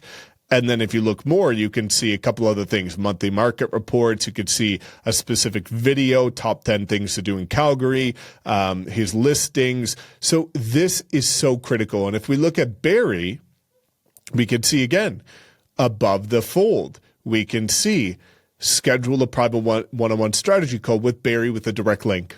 And if it's a bit.ly link or a shorter link, you can actually track how many people click on it and where they are from. That is the magic of proper call to actions. So to kind of bring this together and remind you, and again, in the Social Agent Academy, I show you how to create all of these. I show you how to create your lead magnets, which I'll do in a second. You need to make sure your call to action is in the beginning, right after your hook. You need to make sure that it is tailored toward leads, conversations, and closed deals. And you need to make sure that your call to action in your description is at the very top to make it convenient for people to click on it. Now, you might be wondering, what lead magnet should I create that turns views into clients and closed deals? Well, there is one lead magnet that reigns supreme across the majority of markets, which is a relocation guide, because the lowest hanging fruit when it comes to YouTube leads or social media leads in general is going to be relocation buyers. It's kind of like the FSBOs or the for sale by owners and the expired listings of the social media world. The easiest and most frequent, quickest leads to get and close. So I have an entire YouTube video showing you how to create that using free AI tools. So what we'll do is, instead of making you have to go search for that video, we'll make it convenient, and we will roll straight into an entire tutorial right now showing you how to use ChatGPT and Gamma to create the perfect relocation guide lead magnet that you can put as your call to action at the start of every one of your videos associated with relocation. So what's next for your YouTube channel? Let's talk about a 30-day plan and where to go from here. You should have your YouTube channel created by now, or at least underway. And you're probably wondering, where the heck do I go from here? So let's talk about that, because there's some very tactical things that you should be doing, but then there's also some theoretical things that you should be doing if you want to succeed with this. Now, the first thing that I want to mention is frequency. My recommendation, as I've talked about, is to put out 2 videos a week, but if you need to put out 1 video a week just to get started, doing something is a heck of a lot better than doing nothing. So please do something with everything that you just learned. Don't be like most agents that become serial learners, but rather apply what you've learned. You can see here on my YouTube channel, I am 936 videos into this, and this doesn't even include all of the production focused ones that used to be on my channel, pushing me over 1,000 videos doing this since 2017. So it's a journey. Now, the best part is you know more by miles than I did when I got started, because I had no idea how to optimize. There was no AI.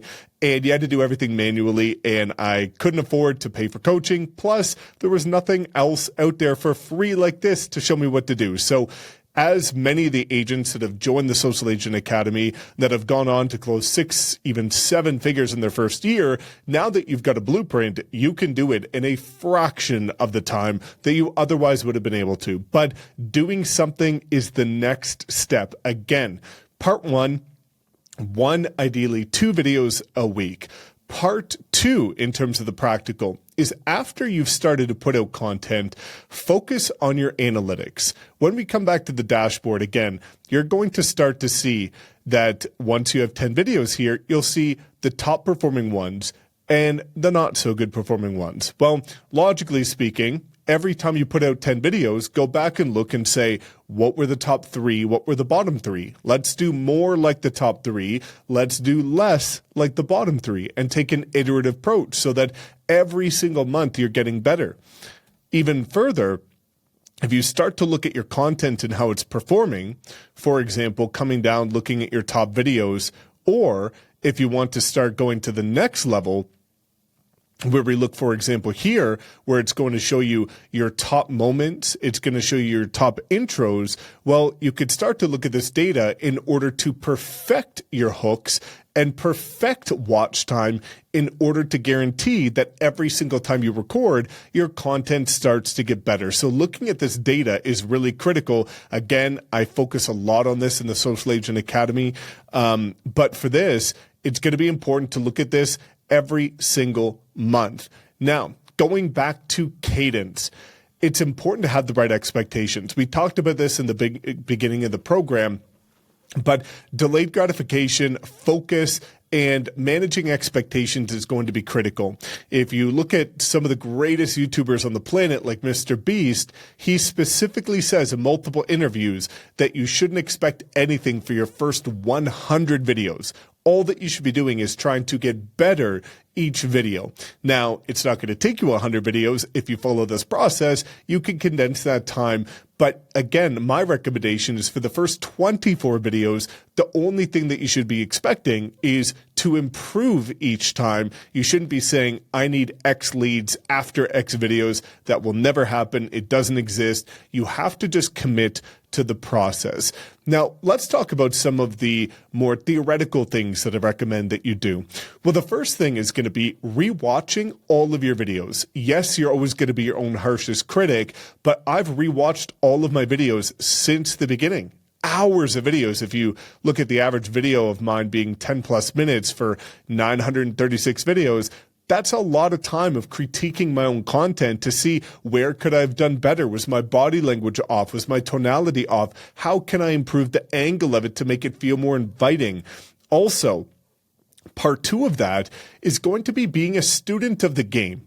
This is one of the most important things. For example, if you want to become an incredible basketball player, you should probably watch things like the NBA to see what good basketball looks like so that you can start to practice it yourself and pick up on little things that they did that you can start doing in order to get better. Studying drills, watching YouTube videos of how people are shooting, the form, the dribbling, the passing, everything so that you can get better at it. Well, that applies to everything in business and life. So if you want to get good at YouTube, start becoming a creator and a strategic consumer instead of an average consumer. The average consumer watches videos and just says, do I like it or do I not?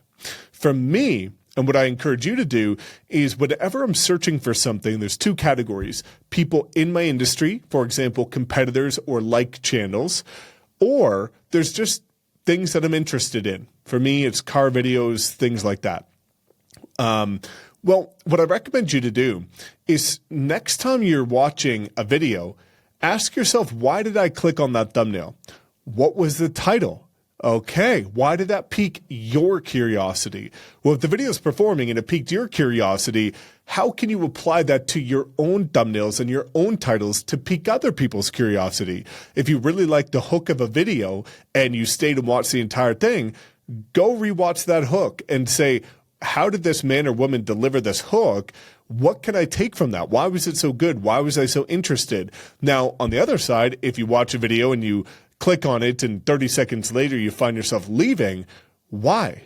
Why did you leave? What did not keep you there? What was not sticky?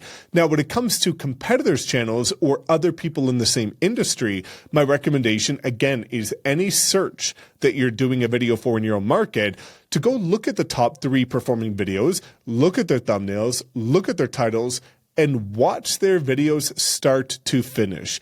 This is going to give you an example of what good looks like, what is currently performing, because it's impossible for you to start to get good if you don't know what good looks like. Just like if you were the first basketball player in history and you didn't have anything to model, it would take you way longer to get good at it than if you were studying people that are already great at it or already seeing results from it. So that is going to be really important moving forward, is looking at the data, improving your content, rewatching it, and studying other people's channels to see what you like, what you don't, and why you like it and why you don't. So that way you can again become a better creator. And that's what I do. Every single time I watch a piece of content, I don't just watch it for entertainment purposes.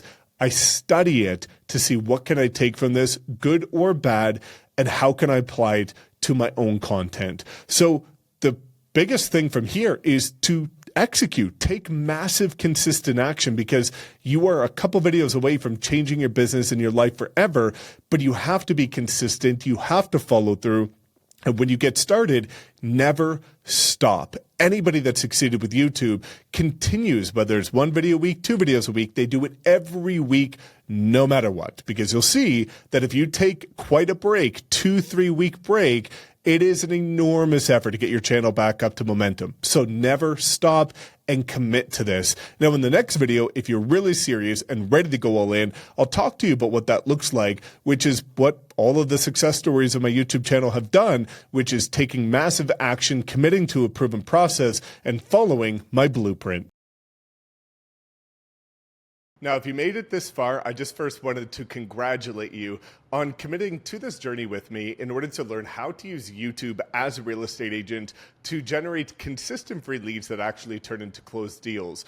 Now, you might be excited and ready to get started now that you can give yourself a pat on the back for completing it, but there's always a next level. And you might be sitting here thinking, I need more support, I need more guidance, I need accountability, and you will realize that this free training was enough to get you started, but there was multiple key components missing that are going to help you see better results faster and generate leads in a fraction of the time if you try and do this yourself, in order to remove all of the roadblocks and obstacles that I know you're going to face. And that's where I wanted to present you with the opportunity to partner with me and join the Social Agent Academy Pro. As you can see here, this is a comprehensive, detailed, step-by-step program with over 7,000 agents in it that has created some of the most successful real estate agents on YouTube, TikTok, Instagram, and with personal branding and paid ads. So the Social Agent Academy is the only all-in-one program for real estate agents that exists that has every single platform broken out of exactly what to do in sequential order, step-by-step, click-by-click tutorials so that you cannot mess it up. As you can see here on the left-hand side, there's a full onboarding section showing you exactly where to get started based on you, your business, and your priorities. How to build your personal brand so that you can become recognized, because if you put out content with no brand, then it's going to fall on deaf ears. How to optimize your profiles to make sure that you turn new viewers and followers into clients and conversations. Organic lead conversion. So once you start to generate leads, we didn't talk about how to actually follow up and convert them very easily into clients using a 5-day system. This works like magic. The YouTube Accelerator, in order to dive deeper into how to understand your analytics and how to make sure every single video, every single month, you get better. How to build camera confidence with one of the top camera confidence coaches, so that if you're struggling to get on front of the lens and click record, this is going to make a world of a difference for your business. Short form, all things TikTok, Instagram, and YouTube Shorts, similar to this program, but far more detail with guided tutorials of exactly how to generate free leads from your content. Google Business Profile, paid leads, Google ads, YouTube ads, and Facebook ads, and making sure that you convert them as well. And what you'll see is that we have every single weekly call with one of our top coaches logged and recorded so that you can go back and access to it with different resources that are going to help you get results fast, from the exact prompts to different AI tools and platforms. This is where you're going to see every single day there's wins happening in the community. So if you're the type of agent that wants to avoid all the obstacles, all the headaches, the frustration, the wasted time, and just go straight to what is proven to work, the exact frameworks, the exact order of exactly what to do so that you can see results fast because you value your time like all top producers do, then I would encourage you to click that link in the description so that you can get access to the Social Agent Academy and become one of our many new members. We have people signing up every single day to the Academy, and you're going to be around over 7,000 like-minded agents that are all on this journey to hold you accountable, give you guidance, give you support, and you'll be able to get access to the multiple coaches that do the weekly calls that will help you be on the fast track to success. So if you're all in, you're ready to go, click that link in the description. Can't wait to see you in our private community. Otherwise, I just wanted to say a huge thank you for taking part in this course. My only hope is that you actually take action on what you learn so that you can start to see results, build momentum, and change your real estate business forever. I've helped tons of agents just like you go from struggling, overwhelmed, burnt out, not closing any deals, to breaking multiple six figures in the next 12 months, all following these exact strategies. Also, make sure you subscribe so you don't miss another video like this. My goal is to help you change your business forever, build the business of your dreams, create the financial freedom for your family that you have always dreamed of. So if you want that, make sure you subscribe. Don't miss another video. Thank you so much for tuning in. We'll see you in the next one.